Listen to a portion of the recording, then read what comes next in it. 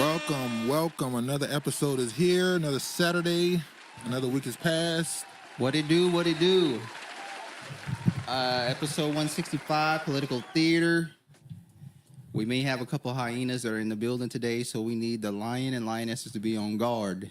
No, we ain't got to worry about that. How y'all doing? Another Saturday has passed. Another week. Another week has passed. Another Saturday is here. Hope you had a stress-free week as possible, as always. Shout out to Empress Rajiba G7. Tops off to this Saturn's Day, to the gods, Sir Duke, Mr. Travis, and to the gods and earths in today's chat. Shout out to Mark Gordon. What's up, y'all? What up? Yeah, we got a lot to get to. Well, not really. It's kind of a continuation of last show, to be honest with you. I was able to get some of the topics I wasn't able to get last week. We're going to finish that. But we got some other stuff to talk about. As always, we start with a little bit of rest in peace to the people that passed. Sorry, hold on. Shout out to the Honorable Sienna. Hey, black peoples. How you doing, Honorable? Who are these black peoples? You speak of, there's a lot of changing definitions going on and a lot of arguments and back and forth. Kamala really causing a stir, a commotion. A lot of people are standing on business and standing on what they believe, and people are trying to, change their opinion on certain things. We'll get to that. But let's go ahead and start. She's making people pick a side. Go ahead and start with it. Unfortunate news. Erica Ash, comedian and Real Husbands of Hollywood and Mad TV star, dies at 46. So rest in peace to her. Rest in power to her. I know her from the show Survivor's Remorse, a show that LeBron James, I guess you say, executive produced. Did you know a lot of her art? A lot of her stuff? I think I saw some clips of her being in the Real Husbands of Hollywood. Well, yeah, I know that. I just said that. So you didn't really know a lot of her art? No. Well, yeah, I knew a few of her things. What I found interesting as well was every article labeled something else that she's known for. So every article was like person who was in this, who was in that, who was in that. So at least she got a lot of some work in her career. So rest in peace to her and condolences to her family. All right. It's a repeat of identity politics of Obama, different gender. A lot of these clowns standing on at one drop bullshit, and the daddy don't even claim to be black, so I guess they just ignore that. You see those clips I put up about that's why I Just said Joe Brown. The hyenas. Just Joe Brown, we put up 2 shorts of that. For shout out to The Art of Dialogue. He did an interview with Just Joe Brown, and Just Joe Brown is one of those people where when he does an interview and when he speaks, regardless of people who agree with him or not, he cooking. He causes a stir. So yeah, he did an interview with The Art of Dialogue. Yeah, we'll see how he factors into this, because now he's saying he met. We'll get to this later because I have those videos in full, or this clip, should I say, in full. He said he met her father. Ooh. So, said her birth certificate is a lie, saying that she was from elementary to high school, she was in Canada, so she didn't get the busing thing with Biden. She was lying. So we heard a lot of that stuff from what's her name, Tulsi Gabbard. Yes. That's why I said if Trump really want to harm her image again, just repeat what Tulsi Gabbard did. They kind of finished it last time. But anyway, let's go ahead and get into the rest of the stuff we want to speak about. And we've been talking about these farmers, these black farmers, going on a little while. But before we get into that, wait, what the hell? Hold on, y'all. All right, here we go.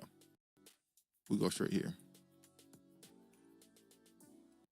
Family of Ohio man fatally shot by deputy to receive $7 million. Franklin County on Tuesday approved a settlement for the family of Casey Godson Jr., who was fatally shot by sheriff deputy in 2020.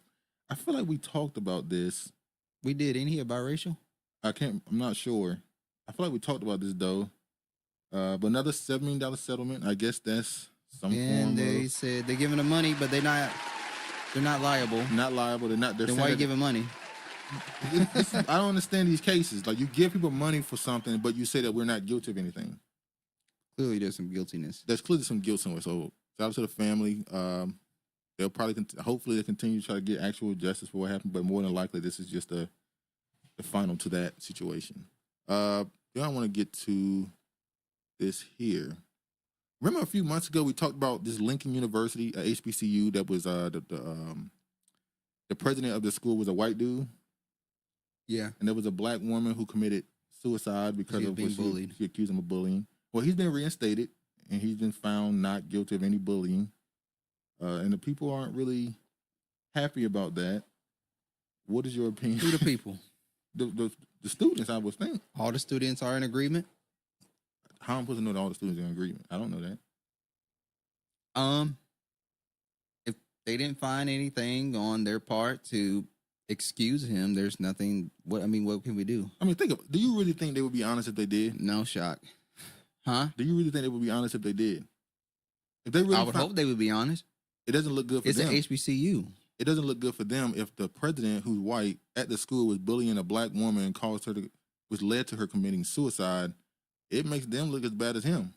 So you think he just resigns in 1 year and leaves in 1 year after all the commotion has died down? I think he had to be. I agree. I think he had to be reinstated to try and prove not guilty. But I do think in a few, and not too long from now, he will probably be stepping down from there willingly. He's got to leave kind of on a quiet note. You don't want him to leave loudly by firing him or him stepping down right now, right after the investigation of being found "quote unquote" not guilty. Because it's gonna make the school look some type of way. You're hiring these white racists, white supremacists to run these HBCUs, and this is how they're treating your staff, black faculty. So, and if he's doing it to the staff, what is he doing to the students? Yeah. But Antoinette Bailey took her life in January after accusing John Mosley of bullying and investigation. Shout out to Kifa. Sorry. Wrongdoing, the HBCU says. How you doing, Kifa? So that's the end of that storyline, I guess, for now. Like I said, I think, like you said, just like bad and guilty Popo. Exactly. I think in a few months or a few years' time, you'll see this story pop up and him stepping down for good. Okay. But his wife is black. So, or she mixed, I remember. Huh? Is she mixed, his wife? Who? The white president. Yes. Remember his wife was black, biracial, one of them. All right. She's a person of color. All right, shout out to this dude right here, this farmer. We've been talking about him for 2 years now. He has been unwavering. He is stomping the ground and standing up for his brothers. And persistent. Now, black and other minority farmers are getting $2 billion for USDA after years of discrimination. Now, here's the part that's crazy. We talked about this, so that was like 2 years ago, when there's a bill passed for black farmers and discrimination. But the white and Asian farmers came out against it because they said, we're going through struggles too. So you're not going to just give them money, you have to help all of us. So they're able to get that thing thrown out for discrimination. They took Kamala's mantra, which is, I'm not just going to give something just to black people, right? Yeah, that's true. Now, this bill is kind of bullshit too, because it's not just black people. It's and minorities. Well, you know, they're not giving us something just for us. So the Biden administration has doled out over more than $2 billion in direct payments for black and other minority farmers discriminated against by the U.S. Department of Agriculture and the president announced Wednesday. More than 23,000 farmers were approved for payment ranging from $10,000 to $500,000. Another carrot dangling. Another carrot to give you. But black men this time. What do you mean? Well, the election time. Oh, yeah. I'm saying black men because they have been the face of the black farmers. Yeah. Vote for us. See what we did for you. And then make sure to give it out. Right. The Biden administration. They make sure to point it out. According to the USDA, another 20,000 is planned to start. Shouldn't it been the Biden-Harris administration? No, Harris don't need this right now. Planned to start a farm, but did not receive a USDA loan between $3,500 and $6,000. Most payments went to farmers in Mississippi and Alabama. USDA Secretary Tom Vilsack, a person who the black people have been wanting to get rid of that dude forever. Tom Vilsack, they hate him. Told reporters that aid is not compensation for anyone's loss or the pain endured, but is acknowledgement by the department. The USDA has a long history of refusing to process loans from black farmers, approving small loans compared to white farmers, in some cases foreclosing quicker than usual when black farmers who obtain loans ran into problems. Well, that's kind of how this country is set up. We always say there's a color code. There's a ranking order. There's a caste system. Black is at the bottom, white's at the top, everything in between. The closer you are to white, the better. The closer you are to black, the worse it is for you. First, especially when it comes to economic or financial situation. So that's how it go. But I will say this right here. You keep mentioning black farmers, but you also mentioned that minority farmers are going to benefit from this as well. So the Hispanics. Do immigrants count as minorities? I'm not talking about immigrants like the migrants coming over. I'm talking about a person who came over here from Ukraine, Russia, Eastern Europe or something, who came here 10 years ago, 15 years ago, they want to start a farm. Are they considered a minority or white? They are white. You sure? I would think they would be classified as white. I don't know. Wish, hope, vote, carrots, because if they give it, won't be long. Well, next here they rescinded it like the DEI, affirmative action, etc. Well, this ain't a bill for help. This is consistent. This is just a check, so they can't really renege on this too much. Go ahead. This was confusing because I thought with the end of the affirmative action, we would no longer be linked to other minority, like it would force them to stand on their own. The census count them as minorities. Yeah, oh, wow. See, I was asking that question. I believe so. So when they say other minorities, that means other white people too. So they still digging in on it. So is that the real reason why they gave it out? Well, I think that we've been talking about how they're bringing more migrants or immigrants in, and any of them that's in agriculture that have any of those skills, they probably want to get that money to them, but you don't want to get that money to them blatantly. America giving money to migrants to start farming. You don't want to do that. So instead, you give it to them, like always, through the Negroes. Yeah, they'll overtax it then. Probably. All right, speaking of the migrant immigrant situation, I want to speak on this right quick too. Mexican drug cartel leader El Mayo makes a court appearance in Texas. Now, this guy is the leader of the Sinaloa cartel. I think that's how you say it. In Texas. Why is the leader of one of the biggest cartels, along with El Chapo? Why El Chapo's son? I'm sorry, they're just chilling in Texas. Where's Governor Abbott?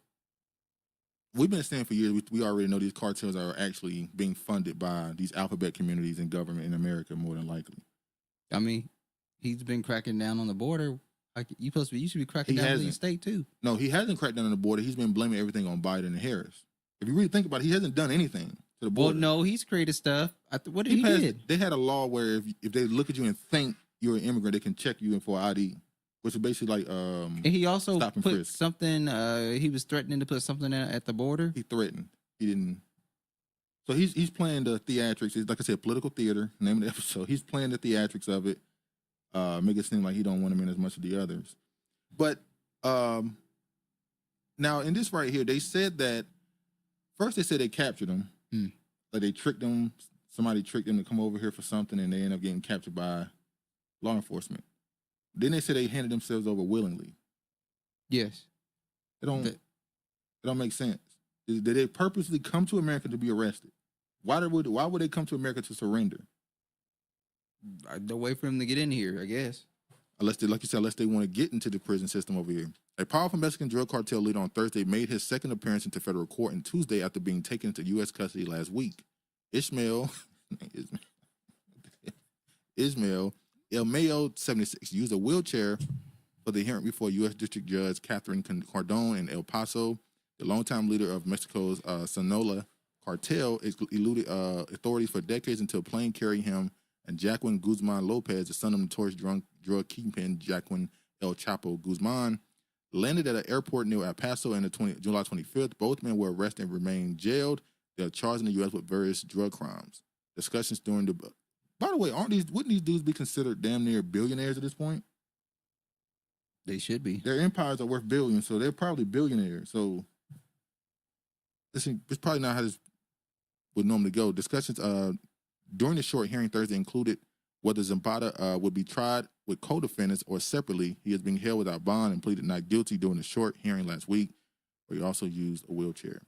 Wonder why they keep mentioning that wheelchair like he's sickly. Decrepit. If he die, just know he was sick. All right. I already talked about that. All right, here we go. 5 years after El Paso massacre targeting Latinos killed 23, invasion rhetoric has amplified.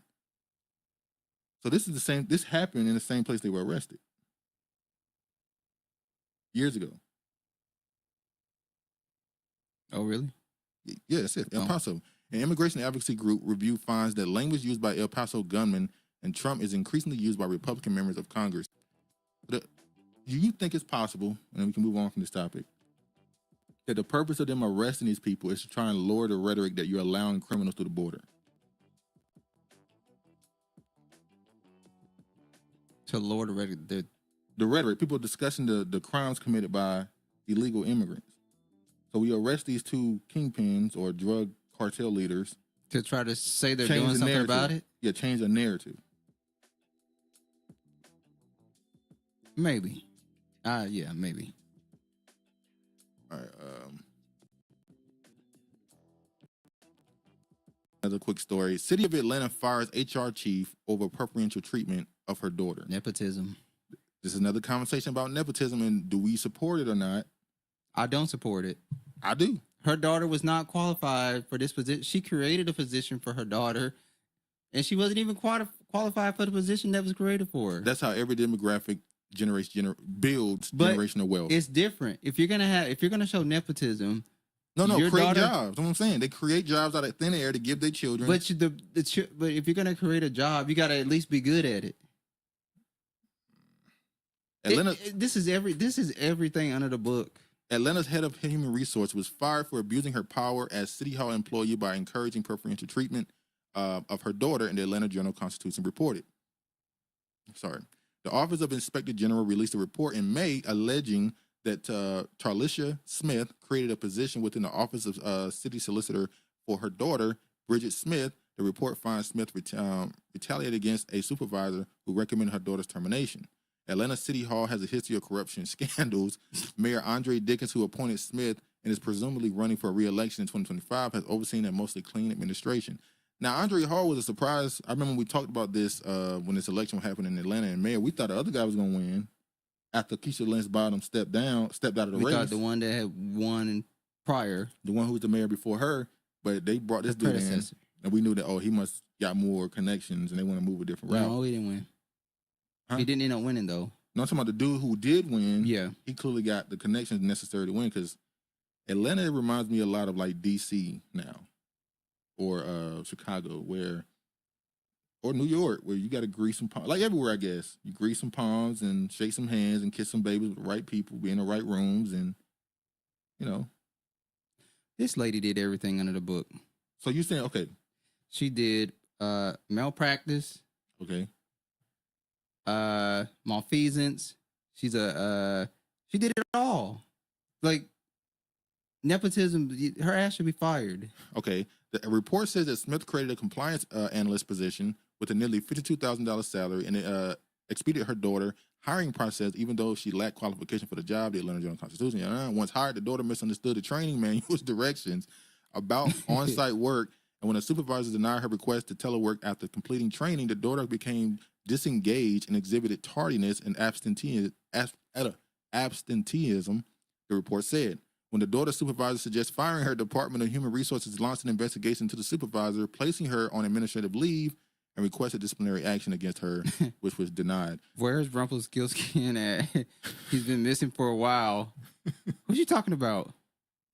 Nepotism and DUI incentives are strange bed followers, very little, if any, difference. Ain't this kind of the same thing as when Biden wanted to punish that prosecutor who Trump tried to get to investigate what's going on in Ukraine? Maybe. It's kind of the same thing, right? He wanted to investigate Ukraine for corruption. Biden said, if you do this investigation, that was the Obama administration, if you do this investigation, we're going to take away aid. Except this situation, she wanted to fire. But, look, man, I can't completely be against it. But, I mean, was the daughter get enough money? $52,000 a year, is that enough to, You saying that's not a lot of money? Is it a lot? That's a lot of money in the South, for sure. In Atlanta? In Atlanta. You can work in Atlanta, but don't mean you got to live in Atlanta. No, that's true. Hey, she wasn't good at her job. I get it, but nepotism, I can't be completely against. Nepotism and DUI incentives are strange. Oh, I already said that. I can't be. I think she's talking about George. She calling George Rumpelstiltskin. I don't think so. Let me go here. An update to this story. Speaking of Tiffany. Corruption. Thornton Township Administrator. Oh Lord, hold on, y'all. This rap you stealing. I'm not. Thornton Township Administrator top Tiffany Henyard aide Keith Freeman fired. So her aide, a top aide, was fired. And people, I think it was last month, the beginning of last month, they talked about. And they got her. I think they got the town's on. It's on. They froze it. Yeah, I'm about to say that. At the beginning of last month, they actually froze the town account. What has she been doing to stay afloat? I don't know. Hold on. Keith Lee, a top aide to Thornton Township supervisor. Come on, man. All right, here we go. A top aide to Thornton Mayor Tiffany Henyard was fired from the township earlier this month. Records obtained from the township show he is still on the payroll with the administration of the village of Dalton. How long do you think she got? They still in. Well, she's still in. So allegedly, so not long. Hopefully, they'll get her ass out of there soon. You think she'll make it to another election? No. She don't make it through. Yes, George. All right. George was supposed to hit George up and see how you doing. He just never did it. I got busy. I will hit George up today. Oh, okay. That's what you say. All right. Texas youth lockups. I've been busy. Texas youth lockups are beset on abuse and mistreatment of children, Justice Department says. I just want to ask this question. Once again, I saw this article on NBC News, Black. But when you look at it, U.S. Attorney General Kristen Clark said about 80% of Texas children in lockups are Black or Hispanic. Well, you know they was going to say Hispanic. Is there any, this is in Texas, obviously. Is there anything you could think of when we know the school to prison pipeline, how they use children and all the stuff going on in the prison system, but is it possible that some of these people in this are from across the border as well? What do you mean? Remember, when they go to this border, some of these people have children with them or youth with them, and sometimes they get separated. So you saying they're intentionally putting them? Yes, intentionally putting them in the these youth centers or foster care systems or whatever for trafficking. Oh, okay. So child trafficking. Yes. Okay. It's believable. You think it's possible, or you think that's probably more than likely the main thing they're doing? Probably more than likely the main thing they're doing when it comes to immigrants. I remember they said there was a story of remember the older story with the Clintons when Haiti had that earthquake and they caught a woman trying to cross a border to the DR, and she had a bunch of kids with her in a bus, but she had no papers that said that she's supposed to have these kids. And trying to make it seem like, oh, we're what do you call it? Those people that go around the world and call themselves spreading the gospel of Christianity and stuff. Oh, they said they were on missions and that they were just bringing these kids back for help, but you had no papers, and she was associated with the Clinton Foundation. Humanitarians? Yeah, something like that, yeah. Okay. I don't think that's the exact word, but yeah, it's close. Something like that, yeah. So I wonder if that's I know that there's also stories that at the border right now, there are people who are going there, quote unquote, adopting children, which is literally just taking the kids home with them. From where? From the border, because they can't have kids. Some of these relationships, these couples, some of these women, they come down there as trafficking. They just come down there and just pick a kid and go home. But the Olympics is going on right now, and I don't know if you would say it's going the best. Hold on. Sha'Carri Richardson won silver. What excuse did Sha'Carri give about losing this time? This time? Yes, this time. She didn't get no excuse. So she just took her L. It's not an L. She came silver. No. You Black American. It's gold. It's always gold. Her and Noah Lyles Exactly. No So allows. that's what I'm saying. Missionaries. That's it, Kiefer. No allows losing was. I can't explain him being cocky anymore because I said it was confidence. Now I'm gonna have to backpedal and go. It's arrogance. It's not arrogance. It's still confidence. I ain't lose, and now I lost my. I came in second. Got silver still. I told y'all, the Most High is on Black Americans' ass. They're losing their touch with everything. All right, falling from grace. All right. Anyway, this is a story that happened a long time ago. This was a story that happened that was pretty funny. So there was a boxing match. I don't know if you saw this. I did not. There was a boxing match on the women's side in the Olympics. Is one a man? No. Oh, but they think they're a man. The white woman got silver against a Jamaican is gold. Was she Jamaican? I thought she was British. I told you they snuck some Jamaicans in Britain. They ain't sneaking. They not even Jamaican. I thought they lost to the UK. I know No Allowance lost to a UK. It's a black. It's still a Jamaican UK. It don't matter. You don't know. They could be African. They could be. No, me and lose against no African. Anyway, so this story here, an Italian boxer went against an Algerian. I think she's Algerian. Yes. She lost the fight in like 40 seconds. She beat the shit out of him. And the white or the Italian woman came out, she was crying and all that stuff. And she pretty much accused the other woman of being a man, since she has an unfair advantage. So the whole social media was just going in on this person. Well, how could they send a man to the Olympics? This is unfair. She beat the dog shit out of her. And so they was bagging on her, saying that how you let a man in the Olympics, this is a tragedy. What weight class is this? Huh? What weight class is this? Do you know? I don't know. But she was, everybody saying this is a tragedy. How can you let her go against a man? She worked her entire life to get here, and you put her against a man. And they said no, it wasn't a man. She just had some hands. Apparently, she has some. I don't want to say disorder, but she has some. She has more testosterone. She has more testosterone. That was some women, and some women have that. I don't want to say problem. They have that. No, that's a problem. But it's still a woman. She was born a woman. Just a woman. It's not it's a woman. This is a hybrid woman. But she beat the shit out of her. But then she came out and, the whole world said, no, this woman is not a damn man. This is a woman. So then it came out and she apologized to her. And said, the Olympics has a woman beater event now. Shout out to Mystery Man. How you doing, bro? It was a woman. It wasn't a man. An elevated woman. So she apologized to her because the whole world was on her ass, and I felt kind of bad for her because she posted on her social media Why you feel bad for her? Can I finish the sentence? I'll tell you. She posted on social media and she was like, "First win." Is that person a hermaphrodite? Sorry. She said, "First win. Got to keep going." And she couldn't even go through a full happiness of it. She had to just post a quick caption. She had 7,000 comments. I know they probably were calling her all type of men and pieces of shit. It kind of messed up. No, so? No. For her, I feel sorry for the woman that is actually being accused of being a man and she's not. What I'm saying. Okay, yeah. That's what I'm talking about. The other one, the Italian one. Yeah, she has XY chromosomes, and that's why people were saying that's a man. She's intersex, but they saying that she's a woman. She was born a woman, so technically, it's a lot up for it. Go ahead. That woman, in fact, a humanitarian woman caught trying to take the Haiti children, was also defended by a lawyer. Also connected to pedophilia. You can't make this shit up. Exactly. There's a lot of stuff going on with that. We talked about that a few years ago. She had a white T-shirt on. Well, yeah.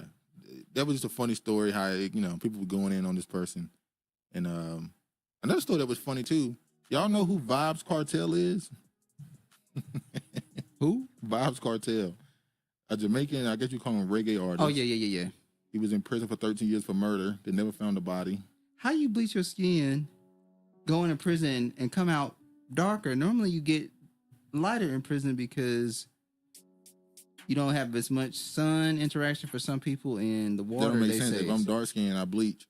When I get out, I'm gonna be my natural skin tone. So your skin changes back to its natural color when you bleach? Yeah, your skin is an organ. It grows back.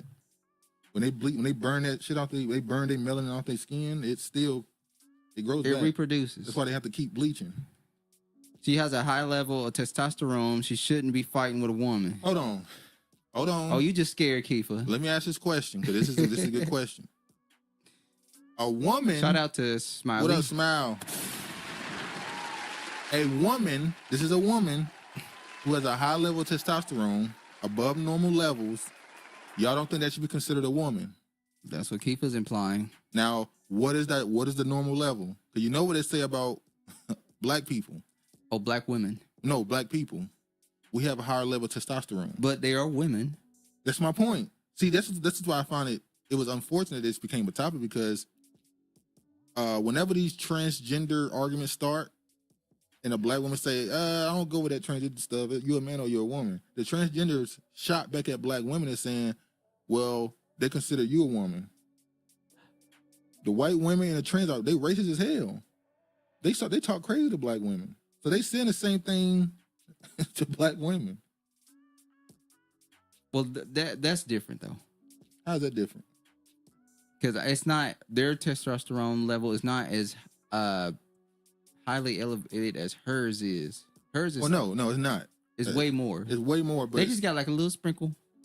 The Most High just give them a little sprinkle. Well, you know, more. Testosterone is gray brain matter. It's how big basically how much your cerebral cortex and your brain size. Yeah. Basically, you have better. It's hard to explain. You know how in football, running backs are able to make quick decisions quicker with cutting and moving. That goes into your cerebral cortex, your quick decision making, problem solving skills. So more testosterone means you have more of those skills. Smiley said we have a higher level of everything. Yeah. I don't fight men or even manly women. Manly. But you do fight. Hey, hands gotta get thrown sometimes. Can't be diplomatic all the time. Oh, but back to my... I guess she ain't fighting a Samoan either. Back to my other point with Bob's Cartel getting released. He got released from prison, and so the reaction from the Jamaicans was funny because they were like, you know, celebrating it. He's home. He's home. World boss, and that's his nickname. Not anybody get some music. And Drake immediately posted, and people say, "Oh, you already dick riding." She has advantage. She has an advantage. And the black Americans was roasting him, seeing how he looked. They called it. They said him like a scab. They was talking crazy. It was funny to me. But anyway, all right. Let me go to this. Oh yeah, name Imane Khelif. Move forward. Hold on, y'all. Oh, let me show y'all this. Tell me what y'all think about this. Oh, I was pissed when I saw that. He looks sick. Yeah, I think they say he has Crohn's disease or something. I think they say he has Crohn's disease. But anyway, let me get to this. So this was a topic that was funny to me because people's reaction was hilarious.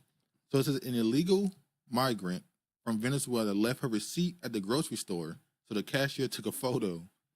EBT food stamp balance almost $14,000. EBT cash balance almost $4,500. $5,000. That's 45. Yeah, almost 5. Yet millions of Americans can't afford groceries, gas, and rent. Make this supposed to go viral. Now I don't know if it's real. Man, listen.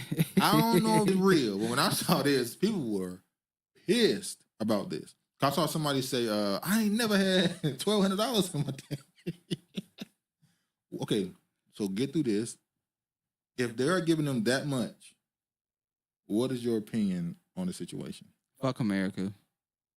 And if they have enough money to give these illegals this amount of money on their, they can give us our reparation. What? Her dick is bigger than Travis.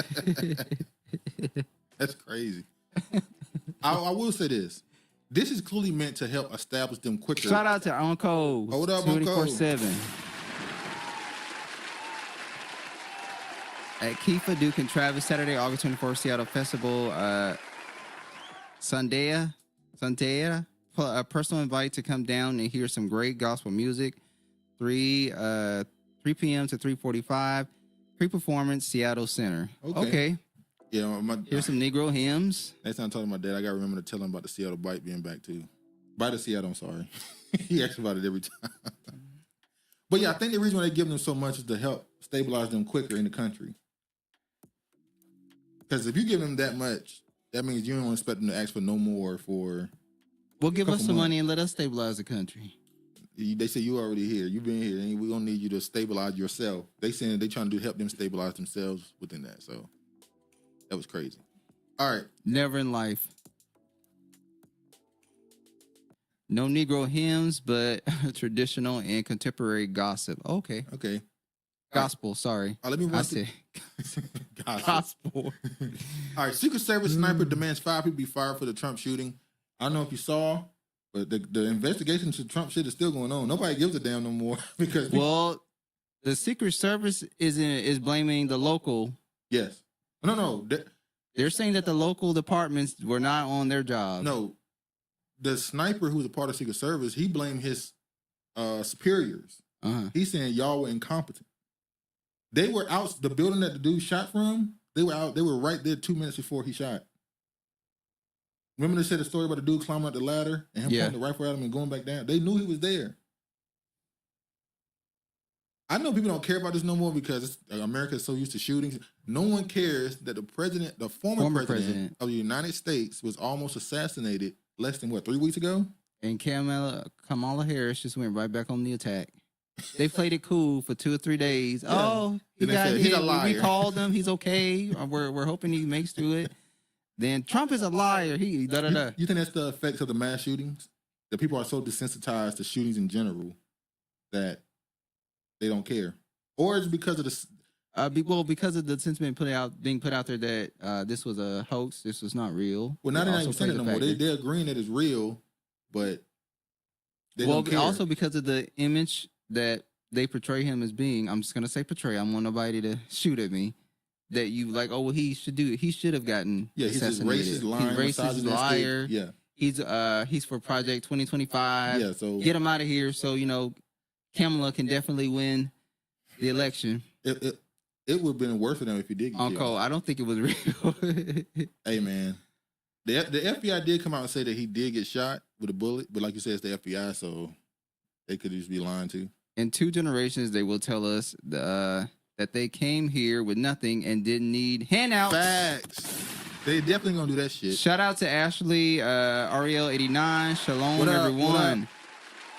The government been helping immigrants. He bleach. Thank you. I keep that in mind if our camping falls through. Gematria Decoder is claiming the assassination is still coming. Yeah, it's funny you say that because there was a person who wrote an article, or maybe it was an interview, where they said that expect another attempt. His ears healed. They said expect another attempt on Trump's life. And then there was I don't follow this stuff, but there was a sorceress, I guess you would call it that, a seer. The one who predicted the Diddy thing. Orator. Yeah, the one who, quote unquote, oracle. One who predicted the Diddy thing. She said that it's going to be Snoop in 2025. And she said, he's carrying the light. It's funny you say that. He's at the Olympics. He's a torchbearer at the Olympics. But it's probably the peak. It's probably his peak being there in front of that giant of an audience. The Olympics. There's nothing more he could do. He's the most famous rapper ever. He has all these brand he's fulfilled deals. His rituals in Hollywood. He's America's uncle time now. To expose. Yeah. But yeah, I've heard people say that expect another attempt. Or dispose. Yeah, expect another attempt on Trump's life. That's not the only one. It's going to be one more.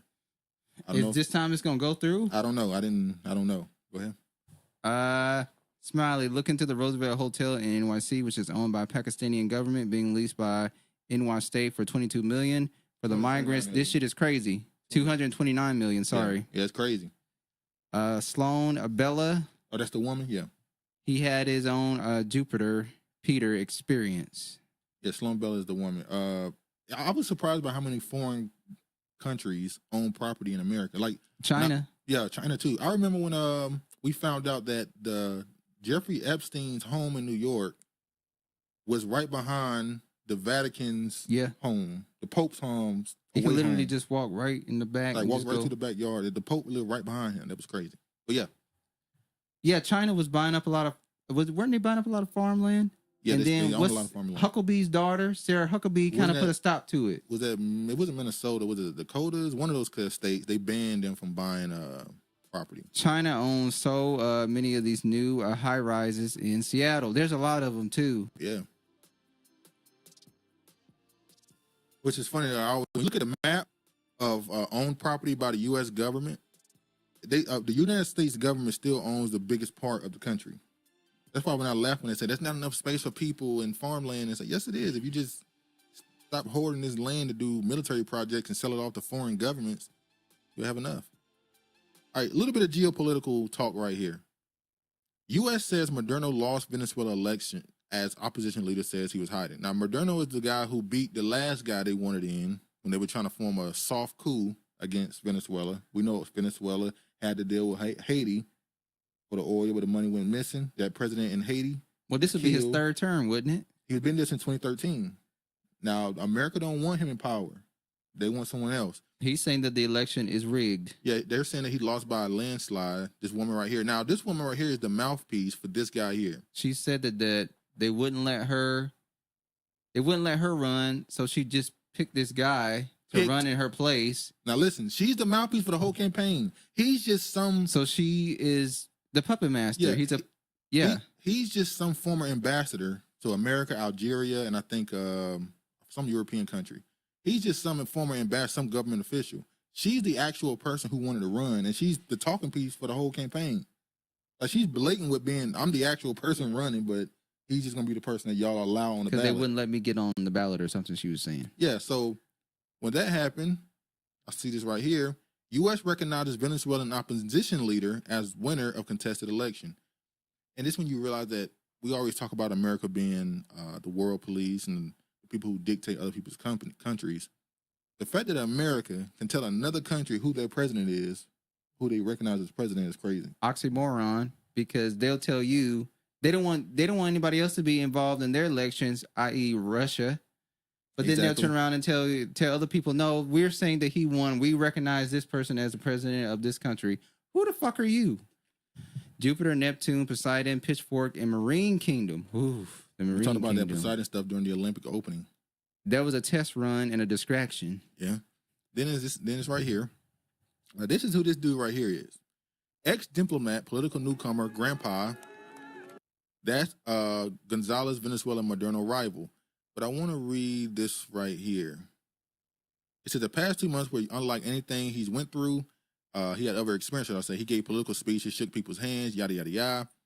He also shared the title ambassador for the presidential candidate. The dramatic life change for 74-year-old Gonzalez transformed him from a virtual unknown, devout grandfather to a household name, yada, yada, yada. It says the history defeat Nicolas Maduro, highly anticipated election.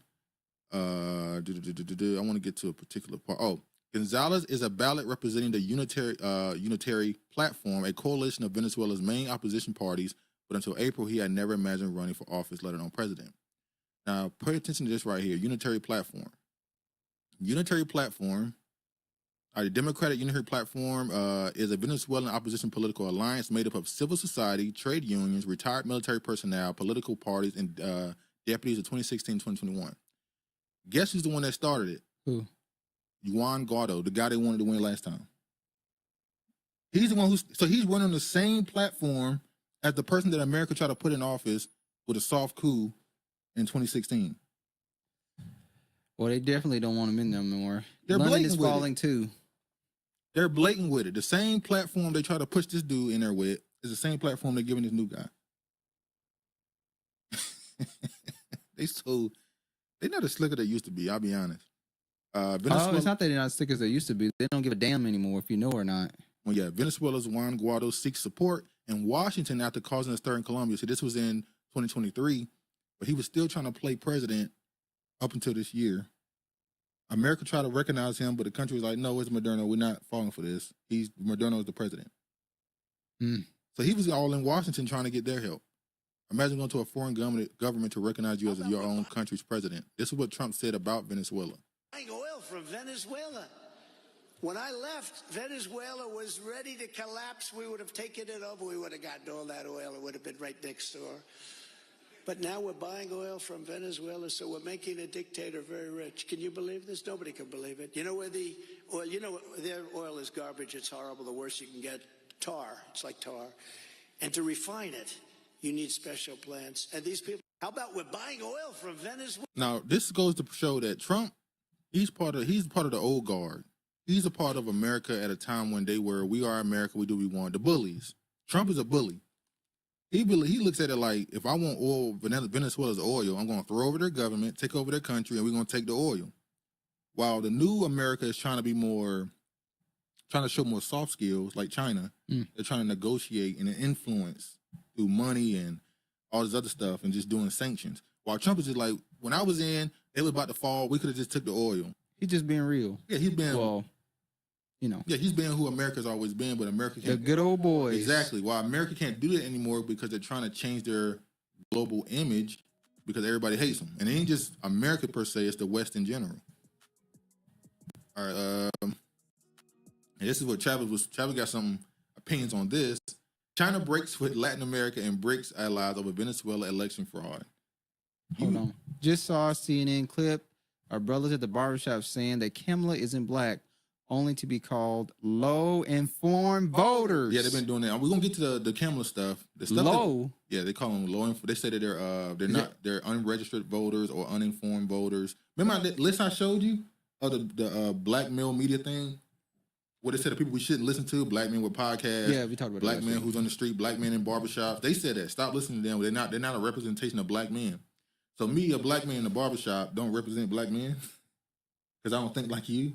But anyway, that's what black men have their discussions. Exactly. That's you know. So what is your opinion on BRICS? You say you think it's over. You think it's gonna fold. Well, I think it's gonna fold because I think Brazil and another country are not happy about BRICS allowing a lot of people countries to come in because they're like, we need to get it stabilized and make sure it's a well oil running thing before we start inviting people. Well, China ain't never been like that. China has always been quick. Even how they build their countries, everything's quick, get it done as fast as possible. And the shit fall down. There you go. It don't last long. It looks fake. It doesn't look. I'm talking about their buildings. It can also look desperate. Yes. From political sense, everybody who even think about being part of it, you just allow them in. You just want as many names as possible. They're part of it. But now China breaks off with their thinking because they're recognizing Maduro as the president against America. Well, they're always gonna do something opposite of what America does. Now, what do you think? The whole good versus evil. Now, who do you think Latin America goes with? Do they go with China or the U.S.? The U.S. already got sanctions from Trump on Venezuela already. You think they lean towards China or they go along with America and don't recognize him as president?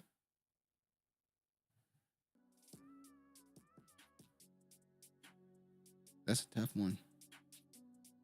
I don't know. China looked a lot stronger a year ago as far as influence with the whole petrodollar thing going down and them looking like they're about to do a deal with Saudi Arabia and working with Russia. Now I think there was an article out there about China they've been broke too. Well, yeah, I've heard that too. Their economy, their economy is falling too. Was it one of their largest banks or something just imploded or housing market? Yeah. I mean, they have ghost cities. Yeah. That they claim that are there because one day all this population is just going to go running to China. Right. America owed China a bag. Well, they know what they got to do to get that bag on, Cole. You got to come take it. You got to take it because they damn sure ain't going to give it to you. All right, this is the last geopolitical story. We're going to get to the Kamala stuff after this. U.S. sends more forces to region ahead of possible Iranian attack on Israel. Now, Israel just killed another senior leader of the Hamas group. Iran has given EMPs and weapons to Hamas. And I think they just killed somebody who is Iranian. Let me just show this. Bomb smuggled into Tehran guest house months ago killed Hamas leader. An explosive device hit in a heavily guarded complex where he was known to stay in Iran was what killed him, according to Times investigation. Israel claims killing a militant leader as funerals are held for two others. So Iran is pretty much pushing the button and saying it's looking like Iran is going to attack them soon. They're sick of playing the group, but America is now sending weapons and stuff. They're sending people to it in the Middle East. They're not saying Israel. They're saying the Middle East. But it's Israel. So now Russia going to step in for Iran, and then China might they're going to have to pick a side, and India, and they're going to blow them to smithereens. But where does NATO go? NATO has to side with America. America, right? Yes. Is Israel part of NATO? Yeah, right? Yeah. Yes, it is, obviously. Birth rate falling in China too. America owes many countries a bag, turns out. I was kind of shocked when I read to whom and how much. I remember like 10, 15 years ago when they said the national debt was like 20 trillion. It's more than that. It's like 100 trillion. It's like America ain't paying nobody. No. You know what happens when you owe a lot of people money? We're all people when you know a person who owe a lot of people money, at some point they say, I ain't paying nobody. Cut off friendships, don't like me, fight me. I'm not paying nobody. I can't pay everybody. Fuck it, whatever. Shout out to Brilliantly Me. Peace to the chat. Sup, Duke and Travis. China is repopulating via African men and women. Whole planet need that melanin. There was a short, I think it was Regina that sent it, and I think I played it, where they said that everybody's going to need Africa soon. America, I ain't got it. Exactly. America, like, I ain't got it. If you want it, you can try to come take it. I'm selling y'all land. I'm letting y'all build businesses here. We're sending a lot of our business offshore to you. We ain't paying you that money. It's over. But we showed that Bleedy video where they said in a few years, melanin or black people, they were talking about Africans. They were saying they're going to need them to repopulate at this point. The only people who seem to be consistently repopulating. Yeah, we showed a video. Yeah, like I said, only people we consistently see populating and repopulating is Africans. I was surprised when I saw Mexico birth rate was dropping, or population was dropping, should I say. Because they'll take over a whole damn wing. Whole damn wing of a damn project. Apartment building. They took over a whole city within a few years. So, yeah. Anyway. They said it's a tough job, but somebody's got to do it. All right, before we get to the next segment, I'm going to play this. Malcolm X had a wide nose. He's a Negro. They hanging on to that Grenadian mother, boy. They hanging on to it strong now. The nose say different. Leaders that they call leaders. This included Lena Horne. This included Dick Gregory. And this included comedians, comics. You know what's funny is? Because after he passed, after he was killed, years later, Dick Gregory became he became the last generation's Dr. Umar, almost. Not Dr. Umar. Who would you compare Dick Gregory to somebody now? It would have to be Umar, wouldn't it? I can't necessarily say. Because he wasn't necessarily on the same thinking as far as interracial dating, yeah, and stuff like that. But he was one of those people who he spoke some truth, and some of the other stuff was distraction. You can't say Tariq because he didn't ask people for money. But yeah, so it's funny how he said Dick Gregory is not somebody you should listen to, and 20, 30 years later, he was somebody that people were listening to politically. Kind of crazy. Trumpet play. Sharpton. They from kind of the same era, ain't they? Dick Gregory and Sharpton. Yeah. They're kind of from the same era. I don't think Dick Gregory had a slick back, though. Other than Dr. Umar Johnson, are there any black people who have a really strong following for political opinion? There are black people that have strong opinions. Who? No, have a following for their opinions. Would you consider Charleston White one of those people? Because he's more like a troll. Yeah. So it's like Umar and everybody else is connected to some type of company. Like True. Everybody else connected to some news company or something. It's not anybody nowadays that are Malcolm X, Martin Luther King, where they're not tied directly to some media company. Yvette Carnell, Tone Talks. And how big is her following, though? China, Soft Kills is having a meeting with countries to tell them we not like America. Exactly, that's what they do. Sharpton was an agent. Jinx, LOL. I don't think there's anybody other than Umar who has that type of pool. Like Umar, what he's saying is getting put. Judge Joe Brown is into that kind of. Judge Joe Brown, yeah. And it's funny because it's happening later in his life, because when he was on TV growing up, we didn't like him. Well, we didn't like him because I hate to say it. Go ahead. He spoke in a certain like authority in a certain way that if you're not from that, you look at that as antagonistic. Yes. Even though he did do some asshole shit too. Which is funny because Judge Mathis says just as much disrespectful stuff, if not more disrespectful stuff, than Judge Joe Brown, but we like Judge Mathis. Oh, he gonna call you a crackhead. I think it's because he did it in a more comedic sense, while Judge Joe Brown didn't joke very. No, he was kind of serious. Very, very stern and austere man. But yeah. Big enough for Tariq to steal.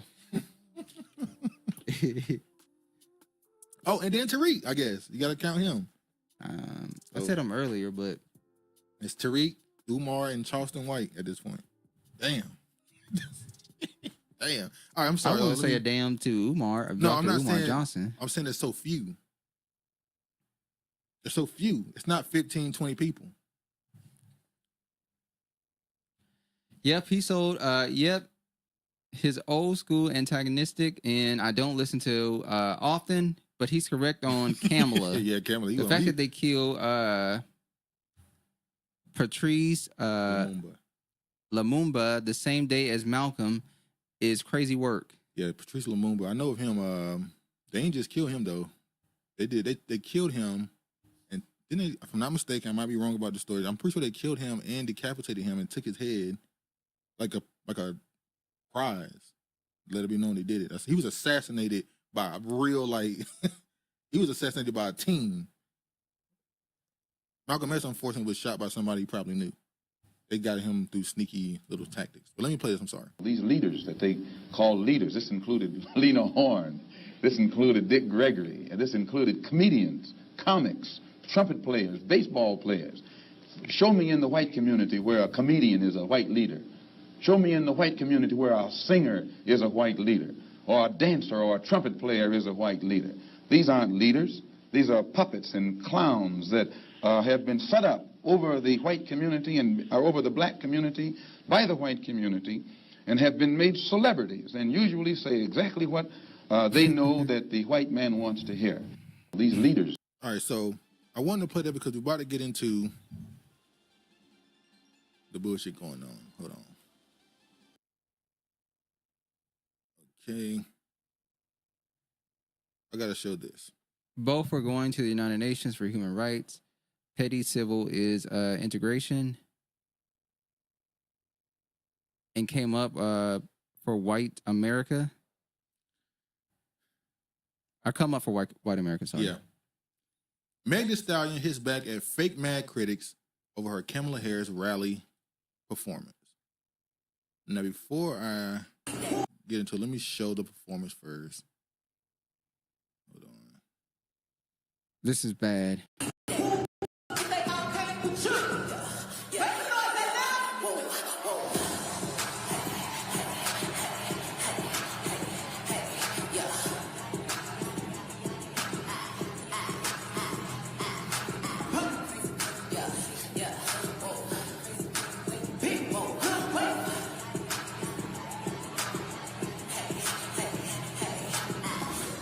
It's funny. What does it have to do with the election? You can look in the crowd and see the people that's like, what the hell? Shame. Well, that black man, look at the black man. He cheese and got a big smile. That ass. Oh, this is right here? But speak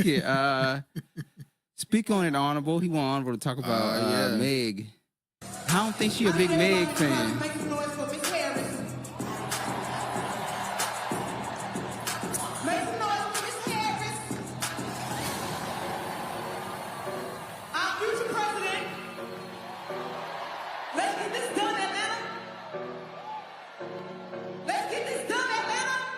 Pussy popping. It's funny because the audience reaction, what you would expect, because most people that came to this, I think, let me be cringe fest. Let me not defend, but let me try to look at other objectively. Hold on.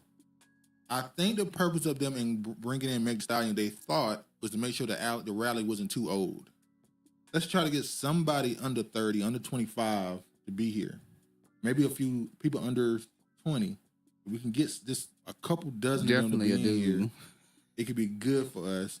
But do you know that they showed the video when after Meg Thee Stallion left off the stage, there were some people leaving the building. Oh, they only came there to see her performance. Yeah, now I don't know if these people were leaving to go to the bathroom, get some snacks or something, or if they were just leaving going home. This was done in poor taste. You think so? Yes. This is not what she should be pushing at her rallies, but this is what they think we want to see. We want to be entertained. Well, if it works, are they wrong? It's not gonna work. No, I'm not saying works as in win the election, but if it gets any sort of excitement going, we see people shaking ass. We see there ain't nothing new seeing shaking ass. That's everywhere. And right after this was announced, some people that lied and said that Sexy Red was supposed to perform at Trump rally. Oh my God, Sexy Red. But she came out and said that's a lie. Sexy for president? So Sexy is endorsing Kamala. No, she didn't. I don't know if she endorsed anybody at this point.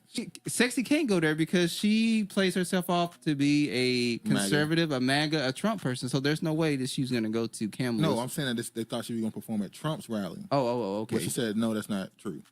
That was never happening. But yeah. Kamala should have been at the NABJ conference. That would have been a good strategic move. Pause. And that's what made her. To me, she's a hypocrite, but not a hypocrite, but she got on stage at that rally, and they're pushing this notion that Trump is afraid to debate her. You knew he was going to be at the National American Black Journalists Convention or sit down, but you decided you can't make it. Scheduling problem, conflict. I can't go. You know, he thought you were going to be there, according to him, and you still didn't show up. She was never planning on being there. Of course not. What the why nobody complain about the nepotism, and we be going through these fast food restaurants and seeing one ethnicity running spots. Well, that's where you live. Well, no, if somebody is a cook and they hire their cousin or something as another cook or the cashier person, is that nepotism? Or is it only nepotism if I run the whole building and I hire my son or daughter? I think it's nepotism if you are, like you said, running a building, or if you're in a position of power to just be able to hire whoever you want to hire.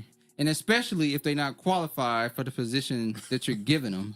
That's what makes it really bad. And you all helped us win in 2020, and we're going to do it again in 2024. Uncle, agree with you. We need nepotism. Now, do y'all see the accent change he tried to do? And you all helped us win in 2020, and we're going to do it again in 2024.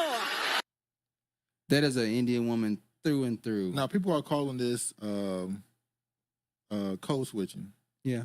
Code switching don't make you change your accent. She's cosplaying. This is why people are looking at it a certain way, because this ain't code switching. Donald Trump, on the other hand, has been talking a big game. She's a chameleon. Kamala, the ultimate chameleon. But he exactly. does not walk the walk. Chameleon. Or as my friend Quavo would say, he does not walk it like he talks it.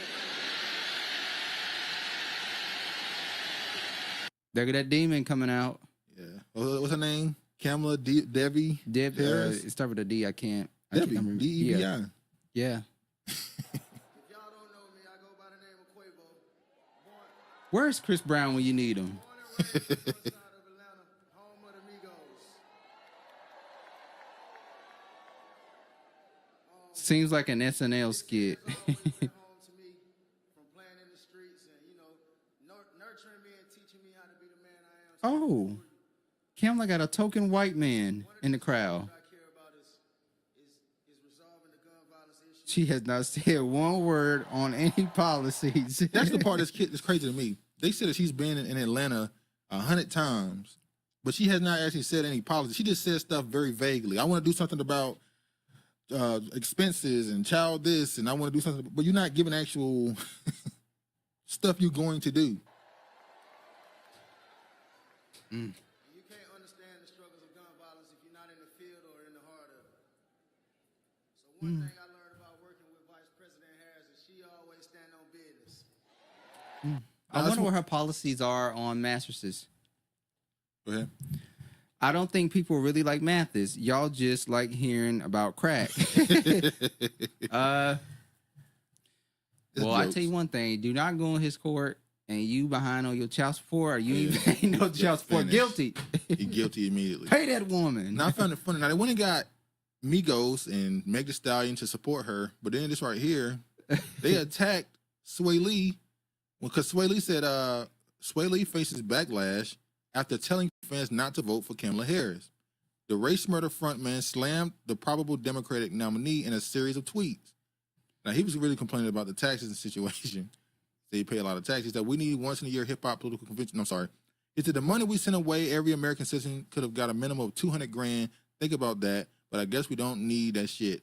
And y'all standing for Kamala. My black people, she don't do nothing but sign off on things against y'all. Us voting just because she, you think she black. Oh, think. Yeah, people are using that a lot. He said, don't vote for Kamala. Do your research on that whole camp. Then he said, I pay over millions in tax dollars every year. This man sent it to a whole nother country. The little dollars that came off your checks, they give away. Think about that shit.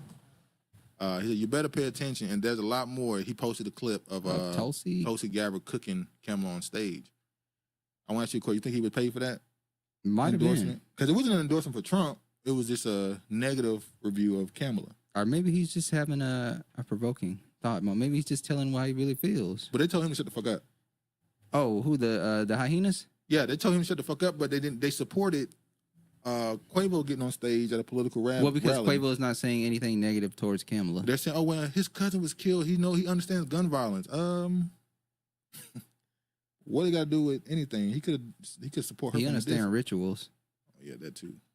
Migos. I have so much. Migos knows foreign trade agreements as well as anyone. Exactly. Regarding her, I think we're about to have our minds blown. She was doing more than just cosplaying. Hold up. Wait a minute. Something ain't right. Now, this dude right here, his name is Aiden Ross. From what I've seen from him, he's pretty racist dude, but he's edgelord. He's a shock jock type dude. You know is what I mean? Is he Octomaroon? No, he's white. Oh. The hell you trying to see? Trying to claim people? All right. All right, let me play this. Love and respect for Quavo as an artist. I really wish I didn't see what Quavo did. You know. Now, keep in mind, he's a Trump supporter. He's a streamer, but this is what's crazy to me, too, in this country. Politics have become such an entertainment thing. He's a sports guy. He's a stand. Politicians have become such celebrities that people are fans of politicians. And they rep them like they're like a fan group rather than it being citizens to your public server. It's completely flipped. Kamala Harris is DMing rappers. She DM'd Snot posted on Twitter, which I respect Snot for doing. She's trying to endorse rappers to come and do it. Megan Thee Stallion and Quavo, they probably took a bag to go to the. Now that's not surprising. They all take a bag. I'm asking you the question: how much you think it costs? For who? Which one? Either one. I don't think it was a lot. 10. It's funny how a lot of times when these rappers get at the end of their career, they get political. When they're at their peak and they can actually say something that can actually go throughout the culture, they don't say nothing. But once they're at the end of their career, they ain't really hot no more. Now you political. Now you turn to politics and stuff. Yeah. Anyway. I want to get into this now. He has an LB jersey in the back. Enough said. He actually got a Kobe picture too. So what that mean? Malcolm's statement used to make sense, but after watching the Charlotte rebrand, I'm confused. We simply embrace and support a black man, which led to white positions him as a thought leader. Well, they've been trying to position Charlemagne for like the last 5 or 6 years now. They gave him like 3-4 political shows. He's the one that got an interview with Kamala Harris. And now he's pushing back on Kamala Harris. Not really. Yes, he is. No, what he's doing is... Well, we know what he's doing. Well, yeah, people were constantly calling him are there race riots going on in the UK right now? I see it trending. He be with the all right dudes. If he works, it's not. It offends to blacks. Yeah. Charlemagne the God. It's offense to blacks. Sorry. He didn't want to completely be seen as a shield to Democrats, so he tried to give some level of critique towards them. And then they turned on him a little bit and said, don't listen. Now they're telling you not to listen to him at all, even if he's still endorsing him. He's trying to be in the middle. Yeah, he tried to be in the middle on it. Wearing red, white, and blue doesn't make her MAGA. Thank the marketing team. Told you London is falling. Yeah, it says UK race riots. I don't know if that's going on right now or that's a joke. Do I want to go through all this? Just be succinct. I could just be quick on it. Now, shout out to this brother keeping the culture alive. He did a whole breakdown of why he think Meg Thee Stallion was there with Kamala Harris, right? So basically, the person who prosecuted Tory Lanez is the person that, and gave him 10 years, is the person that Kamala Harris endorsed to be the DA. So it just so happened that she gets invited by the person who endorsed the DA that arrested the person that she accused of shooting her, and she now at that same person's rally to run for president. It's always one big circle. So he went more in depth with it. If you want me to, I can post it. Go ahead, finish it. Huh? Go ahead. Well, that's the main point. But okay. He just went in depth to how it's connected. But it's pretty much the gist of it. The person that prosecuted Tory Lanez is the person who Kamala Harris endorsed, and it just so happens she's at a rally. But yeah. Black folks, every time I turn around, I just get more and more sick of y'all. Yeah, What in the hell are y'all celebrating? Y'all haven't seen Camilla this entire time. Camilla did the same exact thing the average nigga do when they know they're about to need you. Figure out a way to get in contact with you. She threw up a barbecue. Man, niggas been getting tricked for years with food. She allowed y'all to drink up all the check sodas that y'all wanted and take all the pictures with her that y'all wanted, showing nothing but gums and teeth. Half of the photos that y'all was able to take with this woman wouldn't have dare been captured in the photo with half of y'all if she didn't need you. She wouldn't dare be even caught standing beside some of y'all if she didn't need you. And y'all celebrating because she was able to raise up millions of dollars in 24 hours? When we got sisters and brothers out here in the world can barely provide food on the table for their families. People out here in the world hurting. And y'all in celebration mode over this fuckery. Honestly, I think the best thing for all of us to do is do like our grandparents taught us. Stop tending to other people's house and worry about our own house. Some of y'all are too focused on the White House. In fact, some of y'all are just entirely too grown. You actually seen plenty presidents make it in and out the White House with absolutely no change being made after they depart. So I don't know why some of y'all grown ass is celebrating like y'all doing. You should be crying. You should be actually focused more on your finances because by now you should know that all of this shit is about money. And if you ain't got none, you don't even matter. Your vote don't even matter. Your opinion don't even matter. Your celebration don't even matter. And let's just all stop deeming people to be the best fit for us just because we simply share the same skin color as them. Oh, God, I love her voice. She has a southern voice. I love it. Well, Kamala got beautiful, intelligent sister. Kamala got her southern voice now, so you love it too? Man, fuck Kamala. Fucking goat herder. She sound like Miss Netta. Now hold on, man.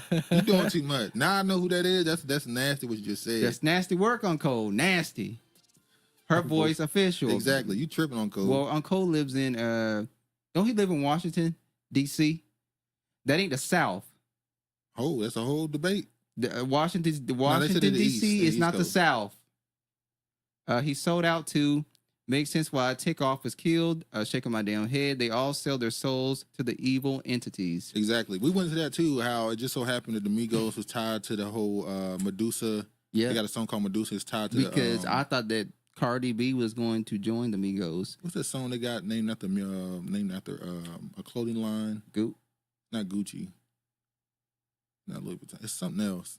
I forgot. And Honorable would know. It's tied to the three-headed. She sounds hella masculine. That's you tripping. Anyway, let me play this. So the momentum in this race is shifting. Hoytish. And there are she sounds hoytish. That Donald Trump is feeling it.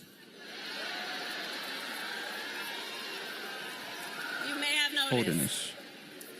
So last week, you may have seen, he pulled out of the debate in September he had previously agreed to.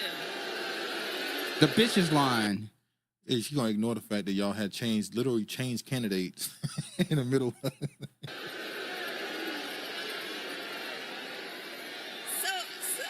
here's the thing. Here's the funny thing about that. Here's the funny thing about that. Here it comes. So he won't debate, but he and his running mate sure seem to have a lot to say about me.